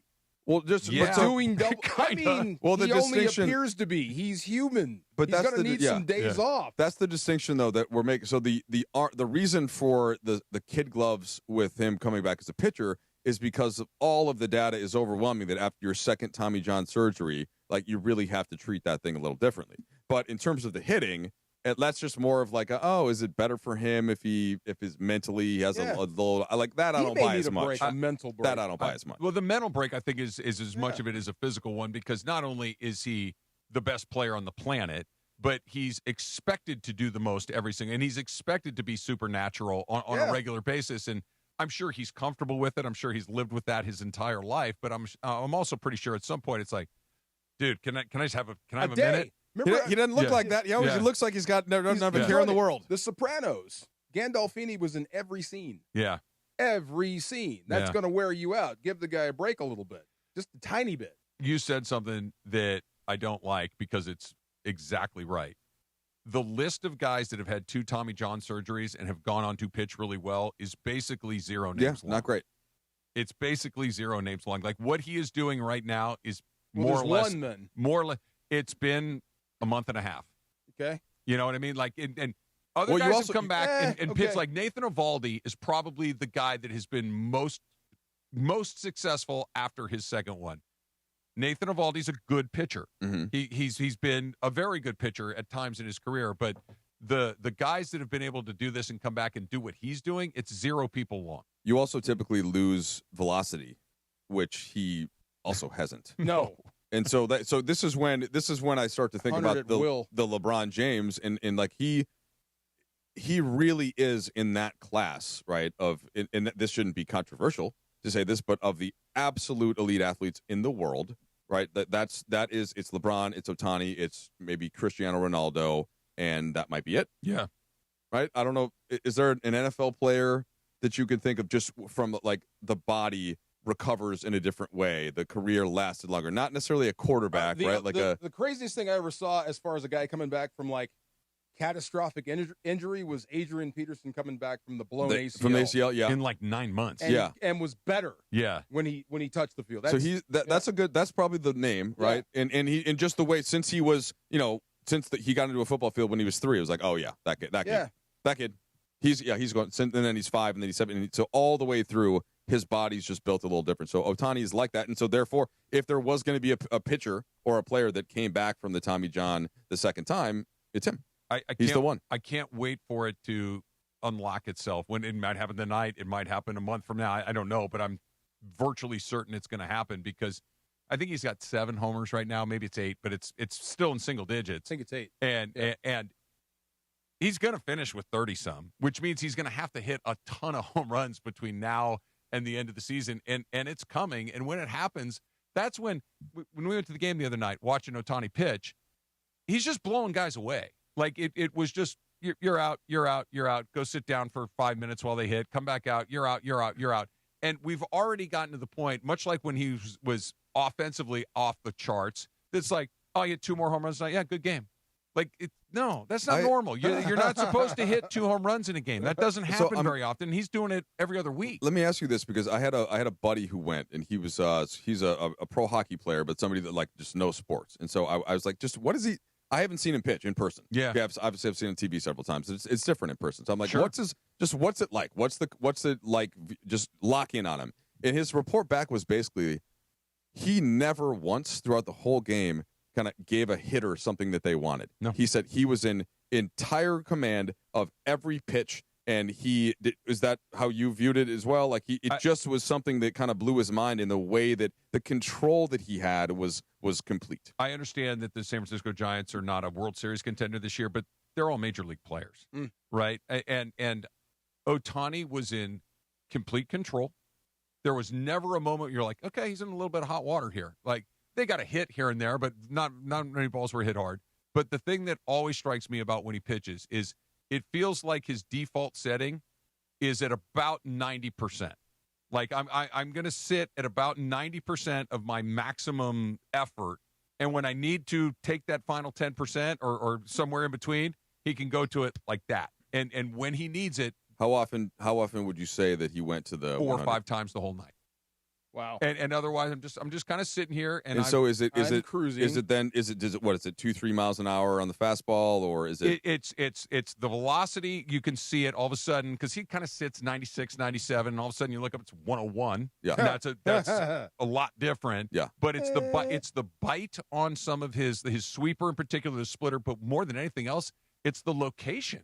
It's the ability to just put the ball in a place where you can't square it up. And if you put the bat on the ball, you're going to have a soft contact. He's operating on a level that doesn't really make a ton of sense. That he can, like, Yamamoto was at that level for a good. Skeens is at that. Like, if I execute my pitch, you have no chance. Not that it's a fair, but like, you have no chance. You're going to be out. And there's not a lot of guys that do that, and he does it virtually every inning. Special. I thought this whole Cy Young thing would go away by now. I really did. He's the front runner. He's the front runner. He really is. And we said this before. If he does it, are you going to have enough innings? And if he doesn't, are you going to kind of fudge it because he's doing double duty? But I don't think he's going to need that. Well, so it has to. Yeah. Okay. Go ahead. No, go ahead. I was just say it has to be a fact that nobody's won like a major award coming off of a second Tommy John story. I wonder how many pitchers have won it coming off of one. Actually, probably not, because there's good results for one. Yeah, probably a few. Let me see if I can look that up. Look, there are pitchers that have won the Cy Young and the MVP, right? Like Clayton Kershaw did it. Justin Verlander's done it. It happens occasionally, but it's usually because they have an extraordinary year at the same time where no other offensive player is having a truly extraordinarily year. This guy is about to do them for 2 totally opposite reasons. That he's going to win a Cy Young because he's the best pitcher in baseball, but he's won an MVP 4 times, by the way, because he's the best offensive player in the league. That's just it's impossible to wrap your head around how difficult that is. I just realized I had a kind of a random baseball story that I've never told before. It didn't even really occur to me because as we're saying the name Tommy John. So I grew up in Orono, Minnesota. And one year for, like, you play your Little League season, and then you have they kind of bring everyone together. You have your all-star team, right? And all of a sudden, this kid comes in from out of town and kind of joins our team, and he makes the all-star team. And he's the one kid. He wasn't on any of our regular season teams. He was on the other one. We didn't know the kids. And so the kid comes over, and it's like, his name is Taylor John. And we're like, okay. And then a couple games in, some of the parents start to chatter, right? And it's like, oh, the kid, that's Tommy John's kid. You're kidding. And at the time, and now so I knew, like, my dad would talk about Mickey Mantle and Babe Ruth and the legends. So he didn't talk about Tommy John, right? But still, so he's, and we now know Tommy John, of course, he was a Yankees pitcher amongst many others. Dodgers too. And Dodgers, right? Yeah. And so, that's cool. Great kid. But we didn't. I was, again, young enough where we thought, oh, his dad's a perfect. And that happens all the time out here. Sure. And the boys play with like 6 where we live in Hermosa. There are like 17 former pro athletes. Sure. And so there's kids everywhere. But at the time in Minnesota, it didn't happen, and he just happened to be there. I don't know. Was he? I can't remember. Was he like coaching? Was he helping the pitchers, the Twins for I want to say a segment? he played for the Twins very briefly. This was he would have been. He was retired by this point. I'll have to kind of like re-look it up, but I do. We went over to his house once, and he had like kind of the trophy case. We saw some of the things, but yeah, it was my first time kind of into for Taylor, the kid, big leaguer? And he was, but he was super humble about it. He was not like, hey, my dad's. Again, it took a number of weeks for somebody to figure it out, and now we just cite it. We say his name gets said how many times on Sports Talk Radio every game. Just every game because some pitcher had the Tommy John surgery. Would you want your name like an award named after you or a surgery? Well, an award for sure, but this is as important to baseball as anything that's ever happened. It's a positive connotation for the name because it's something it works. Before you had it, you were done. If Sandy Koufax comes along 15 years later, they save his career. And by the way, we should figure out whoever had the first like really successful ACL surgery. It should be their name because it used to be a death sentence, Marco. They used to put football, you in a hip cast, in football and baskall, you were out. They after put that. you in a hip cast all the way up, and that's that. I promise I'm not going to go down this rabbit hole because I can and I want to, but I'm going to stay disciplined to be a professional radio person here for a second. But just very quickly, Tommy John, known for the surgery. Take a wild guess at how many games Tommy John won in his major league career. 212. 288. Dang. Okay. He's almost a 300-game winner. Dang. A 300-game winner is an automatic ticket to the Hall of Fame. Yeah. Like he wasn't just a guy that had a surgery that worked. He was a stud. He won 288 That's games. awesome. Yeah. Now I feel bad. I cut him short about 60, but I was I gave him a respect. That was like 211 is a good. That's a lot. That's a ton. Yeah. Clayton Kershaw is like 220. Yeah. I thought his career ended too soon. Yeah. That's what I Tommy thought. John? That's why it's named Tommy John. 26 years Oh in the my major God. leagues. Oh, That's wow. pretty. LeBron James Wow. is a chump compared to Oh, Tommy my John. goodness. Yeah, Looking LeBron's going to do what? This will be year 24. That coming up would be 24. And the same guys that was telling me about the Tommy Johns and the injuries said that a ton of pitchers these days, and this is a whole nother topic, but are getting in high school. Oh yeah, it's happening I much. know, yeah. It's happening Yeah. much more in high school. You want them now. When you think, with the elbows. When I played in college, we had 2 guys on my team that had it. 2. And now? that had not had it. That had it. Oh, okay. Yeah. Okay, got it. So it was still one of those. They knew it worked. They knew that you could come back and pitch from it, but it was still one of those things you tried to avoid. Of course. And now it's like it's almost a rite of passage. Yes. That when my elbow hurts, that thing's ready to go. All right, let's get it done. You're going to come back. You're going to throw harder. You're going to be more. You're going to be more resilient, and all of these things. It's just de rigueur. I guess Elatrosh told me that. It's like he wouldn't believe how many Tommy Johns that are out there for kids. Speaking of that, LeBron and wins and Tommy John with wins. I have a last man standing. Oh, I really do. This is fun. I'm in. It had me thinking. We were talking about LeBron as the ultimate. What do you call that? He's the winningest all-time player. Is that how you phrase that? Yeah, that works. Yeah, won the most The games. winningest all-time player. One more playoff and regular season. Yeah, regular season combined games than anybody. So I was looking this up. So the most wins in the NFL by a non-quarterback, they're all Patriots. Can you believe that? The most wins in NFL history by a non-quarterback. It's like Ty Law or something. Adam Vinatieri. Yeah, sure. Steven Gostkowski. And Larry Izzo. The special teams Larry guy. Izzo, I never would have pulled. 140-plus wins. I feel like kickers and special teams don't count as It much. shouldn't, but non-quarterback. So it got me thinking about top 10 who has the most wins as a quarterback in the National Football League. Okay. Would you like to go around the room? Sure, you run the show. Okay, I'll go with true first. Tom Brady. On the list, number 1, 251 wins, all-time record. Travis. 251. Career wins. Yeah, it's got to be John Elway. John Elway is number 7, 162 wins, still on the list. DeAndre. Drew Brees. Drew Brees hate is you. number 4 with 191 wins. I hate you. So we got number 1, 4, 7. Yeah, there you go. Okay. Who's up? Me, I hate you because that's who I had. Peyton Manning. Peyton Manning is number 2 with 200 wins. You guys are killing this list. Nice. All right, back to Trudell. I'm going to go Aaron Rodgers. Aaron Rodgers is number 6, and he is still active, so he will move up the list with 170-plus wins. Go ahead. Who did you say, DeAndre? I said Drew Brees. Drew Brees. You did. Brett Favre. Brett Favre is number 3. Damn. Way to pick it. Yeah. 199 wins. Big D. Okay, I'm going with this guy because he's played in the league for so damn long. Joe Flacco. Joe Oh, that's a good Flacco guess. is No. not Oh. in the top 10. Damn. DeAndre is out. Okay. Laura. Okay, so Trav took my guy.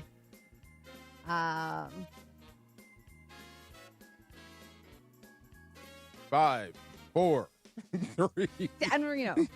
Dan Marino is not in the top 10. S. Trudell, down to 2. All right, we're going to go Joe Montana.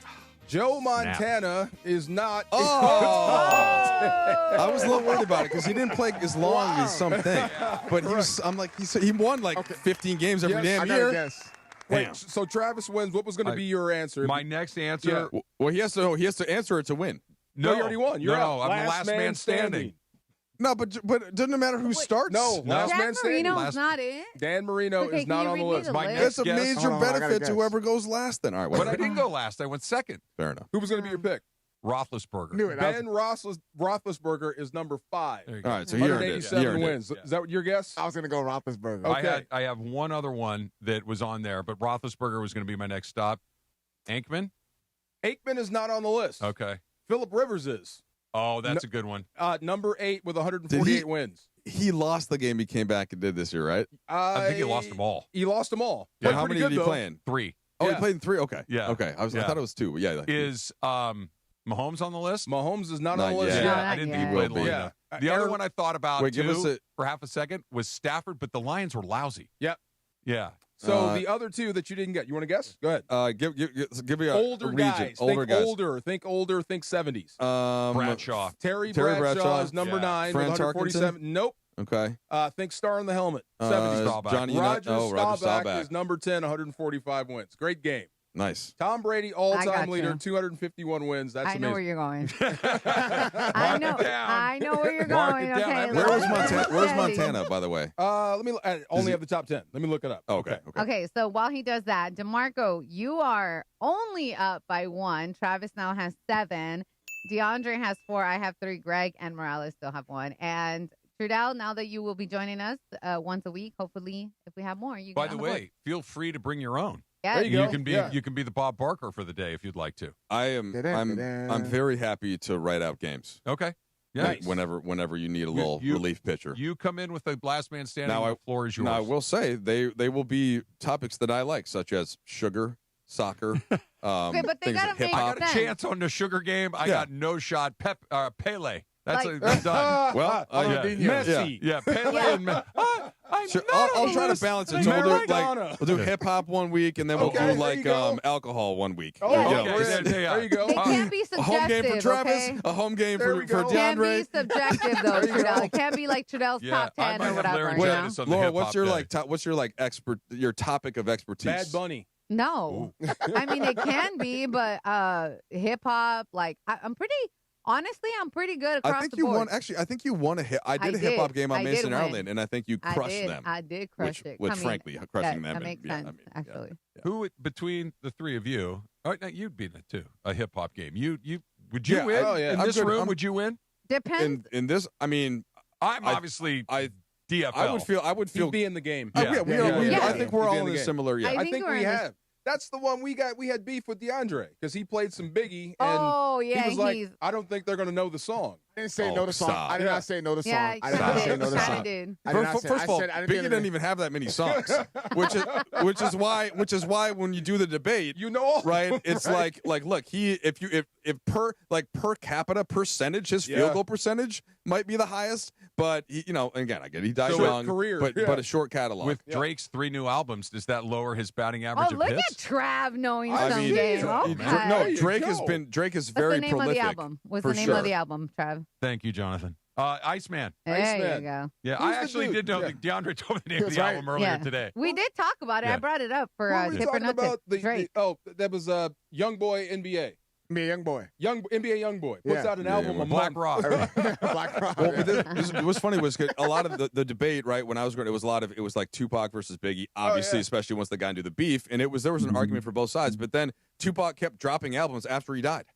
He just kept being more and more albums that his mother and sort of his Death Row, and they just kept putting. So he had a bunch in the chamber. Oh yeah, right, and they just kept kind of releasing them Well, as time went on. Now seeing the doc, like the Diddy doc, you see a lot of Oh, yeah. why. Beef up on your Biggie, hip hop, yeah. Travis. You know, I want to know. I want to be able to participate in the conversation. I just know I'm never going to be able to. You can't do everything. Yeah, I like. I'll see the docs on like I'm not Amazon doing or I'm not Netflix. doing country, right? So for example, I I don't won't get do that like either. I'm not going to get into it. Look, if Sorry. we're being honest, if the genre is music, I'm just going He's to out. sit here and quietly nod my head. Yeah, you could pick Regardless. unless Yeah. it's like 80s rock, I'd have a chance. You know what you're good But at though? He does surprise Sports. you. I'm okay That's at kind that. of important. I got on good at this food. I'm radio good at station. drinking. Yes. Yeah. I'm good at those sort of things. Yeah. I know what to put on a taco. There you go. Yeah. Martinis. Yeah. Taco. I mean, I like green olives, jalapenos, There you go. hot salsa, Green lettuce. olives on a taco? Green olive on a taco. Yeah, you never had it What on a the taco? bleep, I don't know what. Trudell? My mom put it on the tacos when I was growing up. And I Never. just got used to it. It's a great taste. It's a great No. mix with the beef. I I like With green the beef olives, and the- but I don't No. want I will them on a never know taco. that. Look. I will never try that. I mean, I'm not saying it's conventional. I'm just saying it Okay. tastes good. I believe you. But I mean, you can all come with me on the jalapenos, obviously, right? Definitely. Yeah, that's fine. But I'm Yeah. deeply shook on green olives on a Little bit, taco. Like yeah. that's going to mess me up for a while. No Just- cheese, obviously. No cheese. No. No, I'm with you. I don't I like thought we were cheese. good. That's like spam and yogurt, you know? Yeah, like no cheese on a taco is fine if we're talking Yeah. street taco. But if we're doing white people tacos, Oh, and then it's gotta have cheese. and then so you put a little yogurt on it too. Okay. On a taco? I'm kidding. You don't I'm even kidding. get a I'm handle this kidding. guy. I'm kidding. Okay. I'm kidding. One really quick thing, because there's tacos in Mexico that are a little bit different, like the crispy tacos. I love it. And those crispy tacos do have cheese Yeah. and like shredded lettuce and Huh. like the pickled onion. And a lot of people are like, those are not real Mexican Yes, tacos. they are. And Yeah, they they are. It's Yeah. the tacos dorados. Where'd I get it's it just from? different. Mexico. There you go. It's a fried tortilla stuffed with meat. What are we arguing Yeah. about here? Nothing. Or There you go. papas. Yeah, like let's just- the let's just potato get it ones. right. So Open-ended pierogi. Oh, I like that. You know what? Those are good, but only like one. Like if You you can't eat, have a lot. No, if you get like I could eat 10 carne asada tacos or al pastor or one of those things, but those Tacos dorados are different. the papas tacos are Oh, they're those are good. My mom filled. makes Come on, man. really You're making good me ones. hungry. Stop. Come Yeah, on. sorry. bro, I've been I'm hungry. I'm like, is this a muffin in here? He's looking in the Damn. box for a muffin. WinTech windscreen? No. I want to get Dee's thoughts on Minnesota and San Antonio coming up tonight, and, and kind of tie it back to the Lakers in a very specific way. That's coming up. Just a second, Trudell is here. It is Friday. DeMarco and Trav, ESPN LA. And look, Memorial Day is right around the corner. And what do a lot of us do on Memorial Day? What do a lot of us do every single day here in LA? We drive. We spend time in our car. And you want to make sure that you're not standing next to your car on the freeway, that it's running at its best. Why not get into Valvoline Instant Oil Change, home of the 15-minute drive-through oil change? They've been doing it for 30 years to make sure that your car is at its absolute best. And if you spend as much time in your car as I do, and I know a lot of you do, once that light comes on, once that sticker in your window says it's time to come on in, and you have time to do it at Valvoline. In and out in about 15 minutes. It's like a NASCAR pit crew that goes to work on your car. Oil changes, tire rotations, wipers, lights, and a whole lot more. Just pull up, drive in, and drive out, and you're done in about 15 minutes. And best part, there's one right around the corner from just about wherever you are right now. 80 locations ready to help you get your ride ready for the road in no time at all. Visit SoCalOilChange.com for locations and coupons on your next Valvoline Instant Oil Change. Don't miss the countdown to kickoff. Presented by BMO, official bank of LAFC.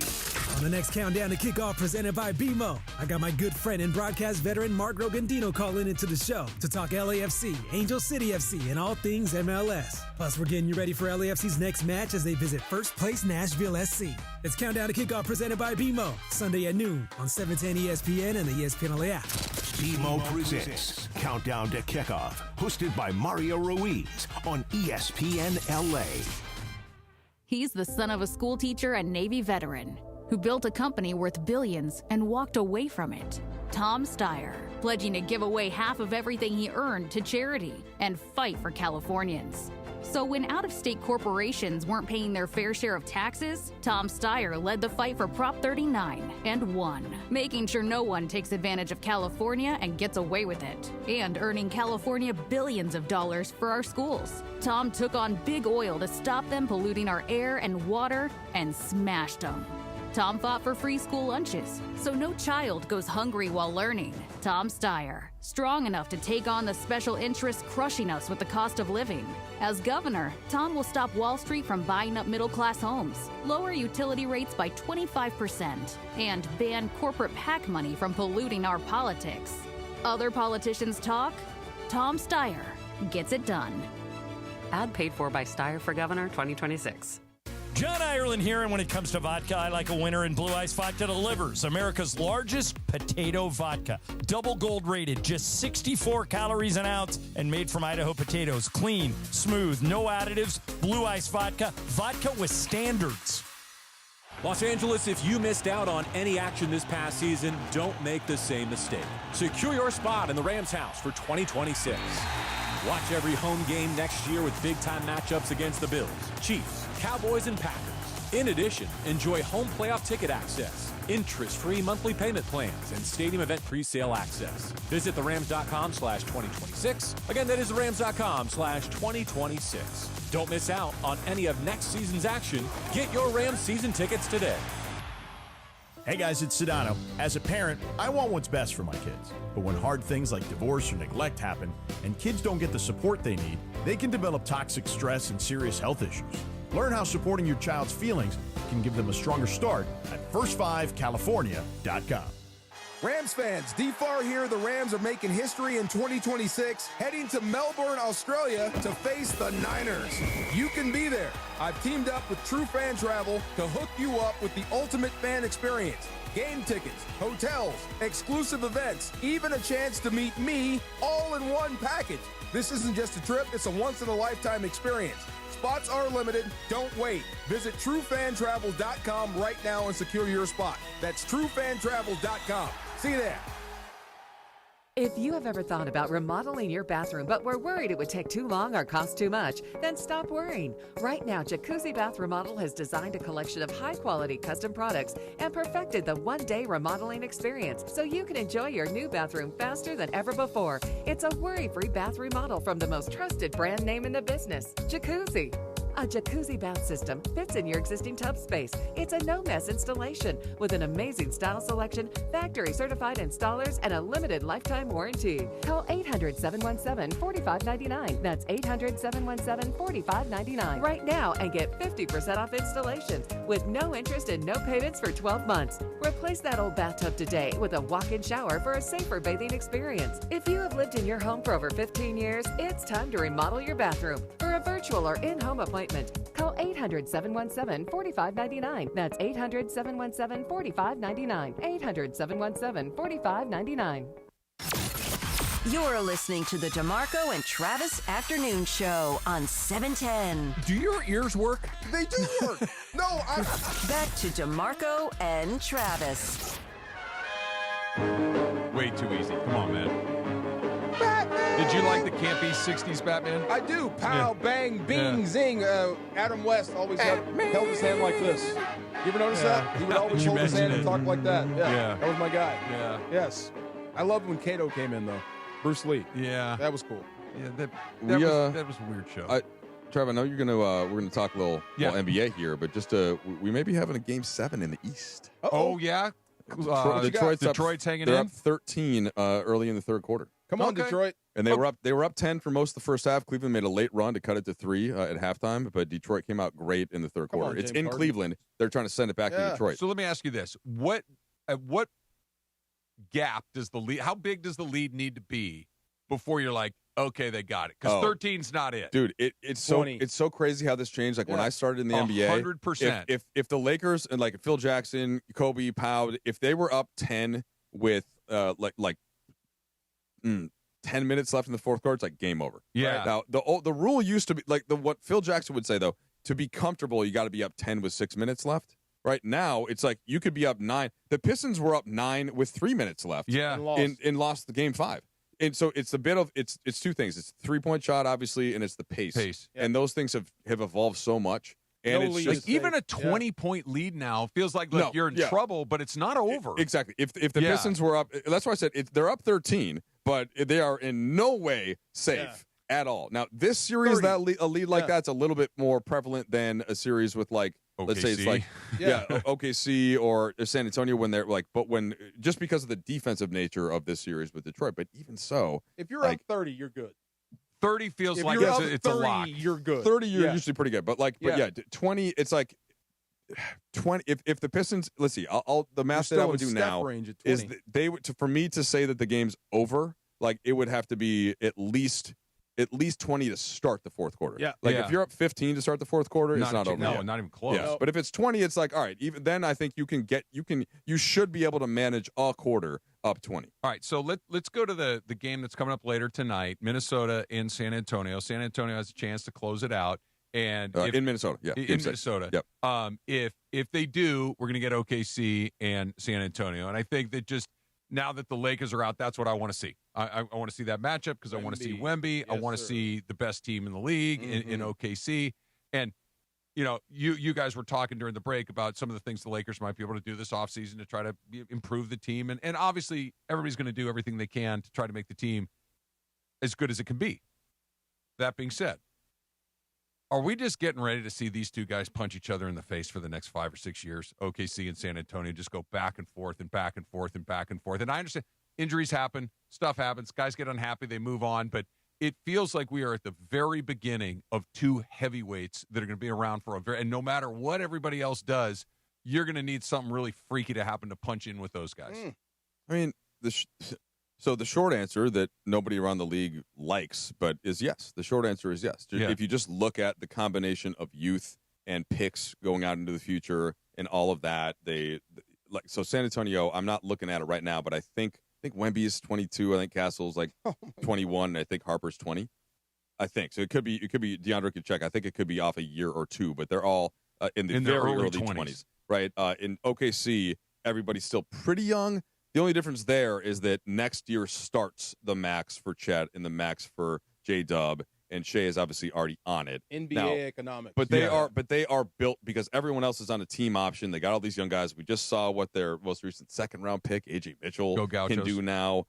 Exactly. I'm like, this one? I'm like, do scouts not watch Santa Barbara? Like, what? No. What is happening here? Why is no one? First time I saw him play, I was like, what? What? Why? Well, this is the same thing when I watched Austin Reeves play, but he's better. DeAndre and I have talked about this. DeAndre weighed on this. Like, it's not just that they had a bunch of picks, which they did. Yeah. They hit they also on a bunch of picks. All those picks. And being able to put those guys together, it's not just, I'll take this guy or that guy. It's like, I'll pick the 40th and nail it. The other secret sauce is that they went out and got the two perfect and best free agents at the end of the previous year in Alex Caruso and Isaiah Hartenstein. Hartenstein was their biggest priority coming out of the Knicks. They knew the Knicks couldn't pay him. There weren't that many teams that had enough to pay him a little bit, probably more than what teams were willing to give a center, because he wasn't even starting as the full-time center there, right? They had Mitchell Robinson. They had a couple other bigs at the time. It was still Randall there. And so they've done it all right. Now, with all of that said, it's still the fastest changing league, I think. And a year or two can make a difference. And if you were going to take them down, the place that you would want to start is having either Luka Doncic or Nikola Jokic, like the other two of the four best players in the league, putting that next to Shea and Wemby. All right, now I think Anthony Edwards belongs right there in that conversation, but I think he's still a little bit of a step behind in terms of he hasn't led a team to the finals in the way that Luka and Jokic were able to do. Of course, Denver wins. Luka ends up losing to Boston. But so that's where you start, and I do think there are paths to being able to beat both teams, but nobody's going to say that it's not clear that they're the two best now and going into the next 5 years. I don't think Wemby's going to wait. I don't either. By the way, they could win this year. I don't think he's going to wait. They could win this year. By the way, Wemby is 22. Stephon Castle's 21. That's Dylan crazy. Harper is 20. And then the other guy that doesn't really get talked about much is Carter Bryant. He's 20. Yeah, Either way, that's bad. He's fun, So, too. but, That's bad for the Lakers. I think we all got to understand, too, is that, like, it took time to, for the Spurs to actually get those different types of draft picks. Like, it was 6 years before the Spurs were actually able to get to this point. You know what I mean? Like, so as far as Wemby, they had to build the right piece around him. They added a veteran in De'Aaron Fox to bring him around. They still had Harrison Barnes, another veteran who's been around in the playoffs and all that stuff. So they have that core still around, the young guys as well. And they got lucky. Like they happened to get number one when Wemby's there. And then Atlanta and who else passed on Castle? Washington, Atlanta, and Washington both passed. Did something dumb? So Sar's pretty good. Like I'd rather have Castle, but like Risa Shea not looking smart. So they got lucky, but they also made their own luck by making the correct pick there. Luck favors the well prepared. And then they get the number. So they should. Harper's the guy that they shouldn't have. Right? It's not only did they get lucky, they jumped up again, but they had Wemby in tow.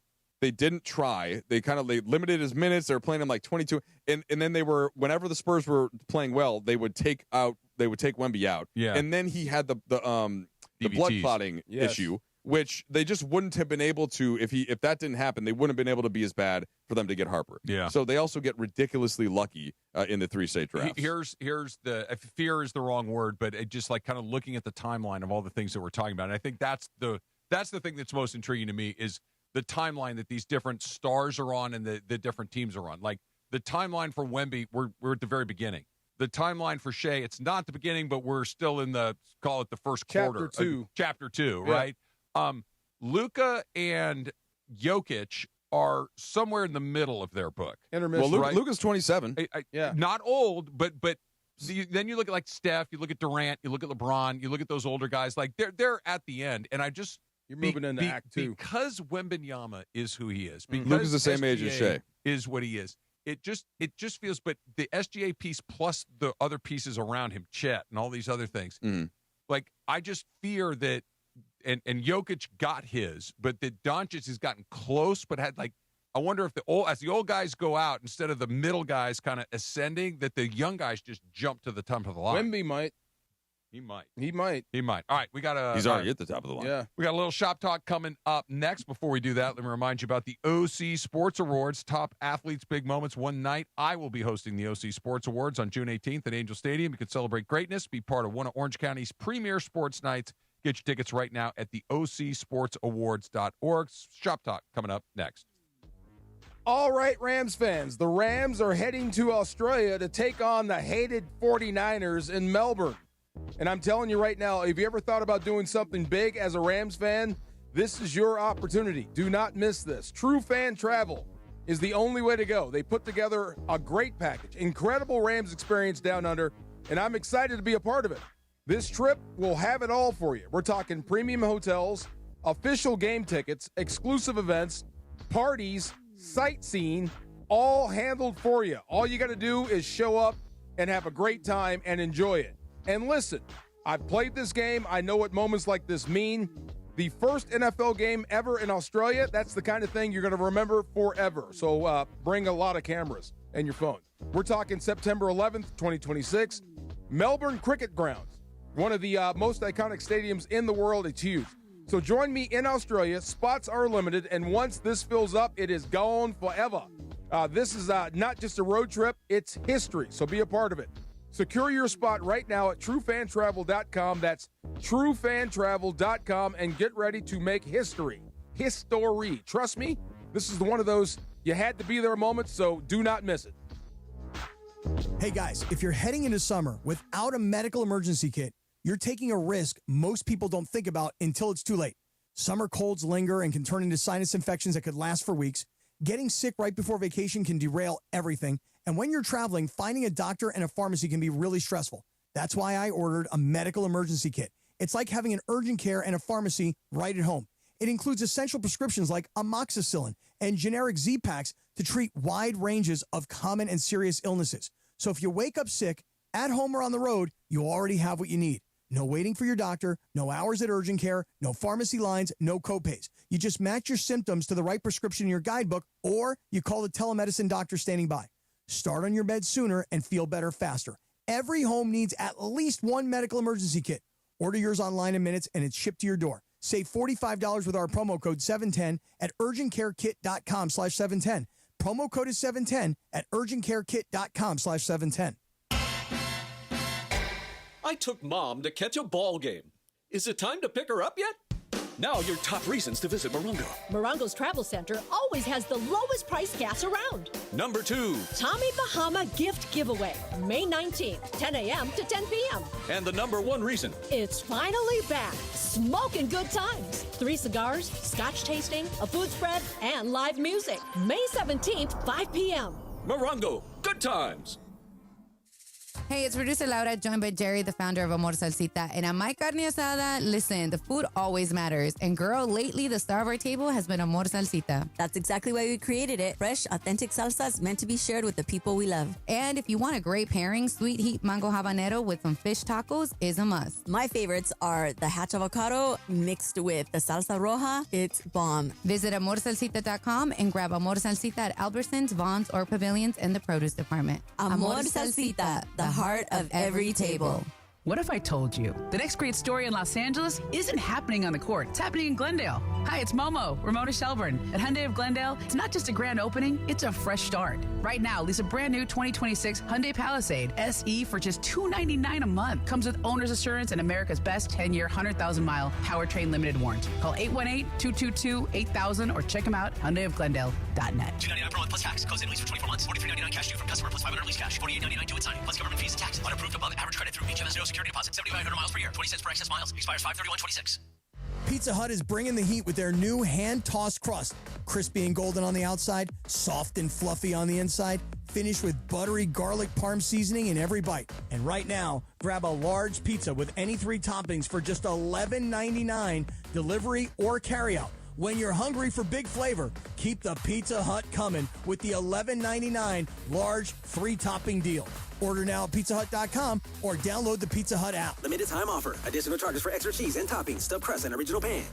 Individuals and businesses with tax problems, listen carefully. Do you feel like you're losing control of your finances? If you owe over $10,000 in back taxes or have unfiled tax returns, we can help you take back control. The IRS is the largest and most aggressive collection agency in the world, and they can seize your bank accounts, garnish your paycheck, close your business, and file criminal charges. Take control of your tax problem now by calling the experts at U.S. Tax Shield and take advantage of the Fresh Start program and new laws that may allow us to negotiate a settlement for the lowest amount possible. Our team of tax attorneys and enrolled agents can stop collections and get you protected so you can take control of your financial future. U.S. Tax Shield offers a price protection guaranteed quote to get you protected today. U.S. Tax Shield is A+ rated with the Better Business Bureau, so call now. 800-687-5192. That's 800-687-5192. U.S. Tax Shield. 800-687-5192. Every 40 seconds, a child is reported missing. That's 2,000 children every single day. It's a heart-wrenching reality that we can no longer ignore. Find the Children is a non-profit organization dedicated to helping find missing kids. You can be a part of their mission by donating your unwanted vehicle, running or not. Call 1-800-294-0222. We guarantee that you will receive the maximum tax deduction. We provide fast, free pickup with 24-hour response. Call 1-800-294-0222. Find the Children provides crucial resources to help find missing children and educational materials to teach kids how to recognize and avoid predators. Our recovery programs have a proven track record of reuniting kids with their families. It's time to act. Donate your unwanted or unused car. Help us build a world where every child is safe. Pick up the phone and call 1-800-294-0222. Together, we can bring these kids home safely. This advertisement was paid for in partnership with Cars R Us and Find the Children. Hi, this is Gervais of your LA Rams. You're listening to the Rams Super Bowl champion, DeMarco Farr, and Travis Rodgers, LA's mega sports station, 710 ESPN. All right, Children's Hospital Los Angeles' biggest event of the year is back. Walk and Play LA brings the community together for a fun-filled day supporting kids who need life-saving care. Enjoy a scenic 3K walk plus music, games, and activities for all ages. It's coming up on Saturday the 6th, June 6th at Santa Monica Pier. Sign up at ESPNLA.com. You can join Team ESPNLA and use code PLAY to save $10. Visit ESPNLA.com to learn more. 45 minutes. What's 45 minutes? 3K walk. Oh, you can do faster than that. 45 minutes. Way faster. Well, 3 miles plus a little extra. Yeah, but no, it's way less than 3 miles. It's just barely over. I thought it was 3.25. That's 5K. That's 5K. Wrong line. There you go. Wrong math. No, this will be. This will be quick. This could be 20 minutes. Won't for even you. sweat. Let's no, go. No, okay? Susan got mad at me for leaving my sweaty hat on the kitchen table. Well, it's disgusting. Yeah, it wasn't my best. Trudell, always a pleasure, my friend. Always better. Yeah, actually finishing a show with you guys is a How rarity. about that? Yeah, you're usually in your suited. No arena to go over to. Yeah. Much is that's see you next week. Angels baseball is coming up next. We can call it that. They're also playing the Dodgers, so can we call it Dodger baseball? Bad juju. Yeah, we can. Yeah, we'll see. The Angels Dodgers coming up next. We'll see you all on Monday. Have a great weekend. 10th Inning Productions presents the LA Card Expo on May 16th and 17th at the Warner Center Marriott in Woodland Hills. Sports cards, Pokemon, memorabilia, autographs, TCG, Funko, and more. Baseball legend Steve Garvey will be appearing on Saturday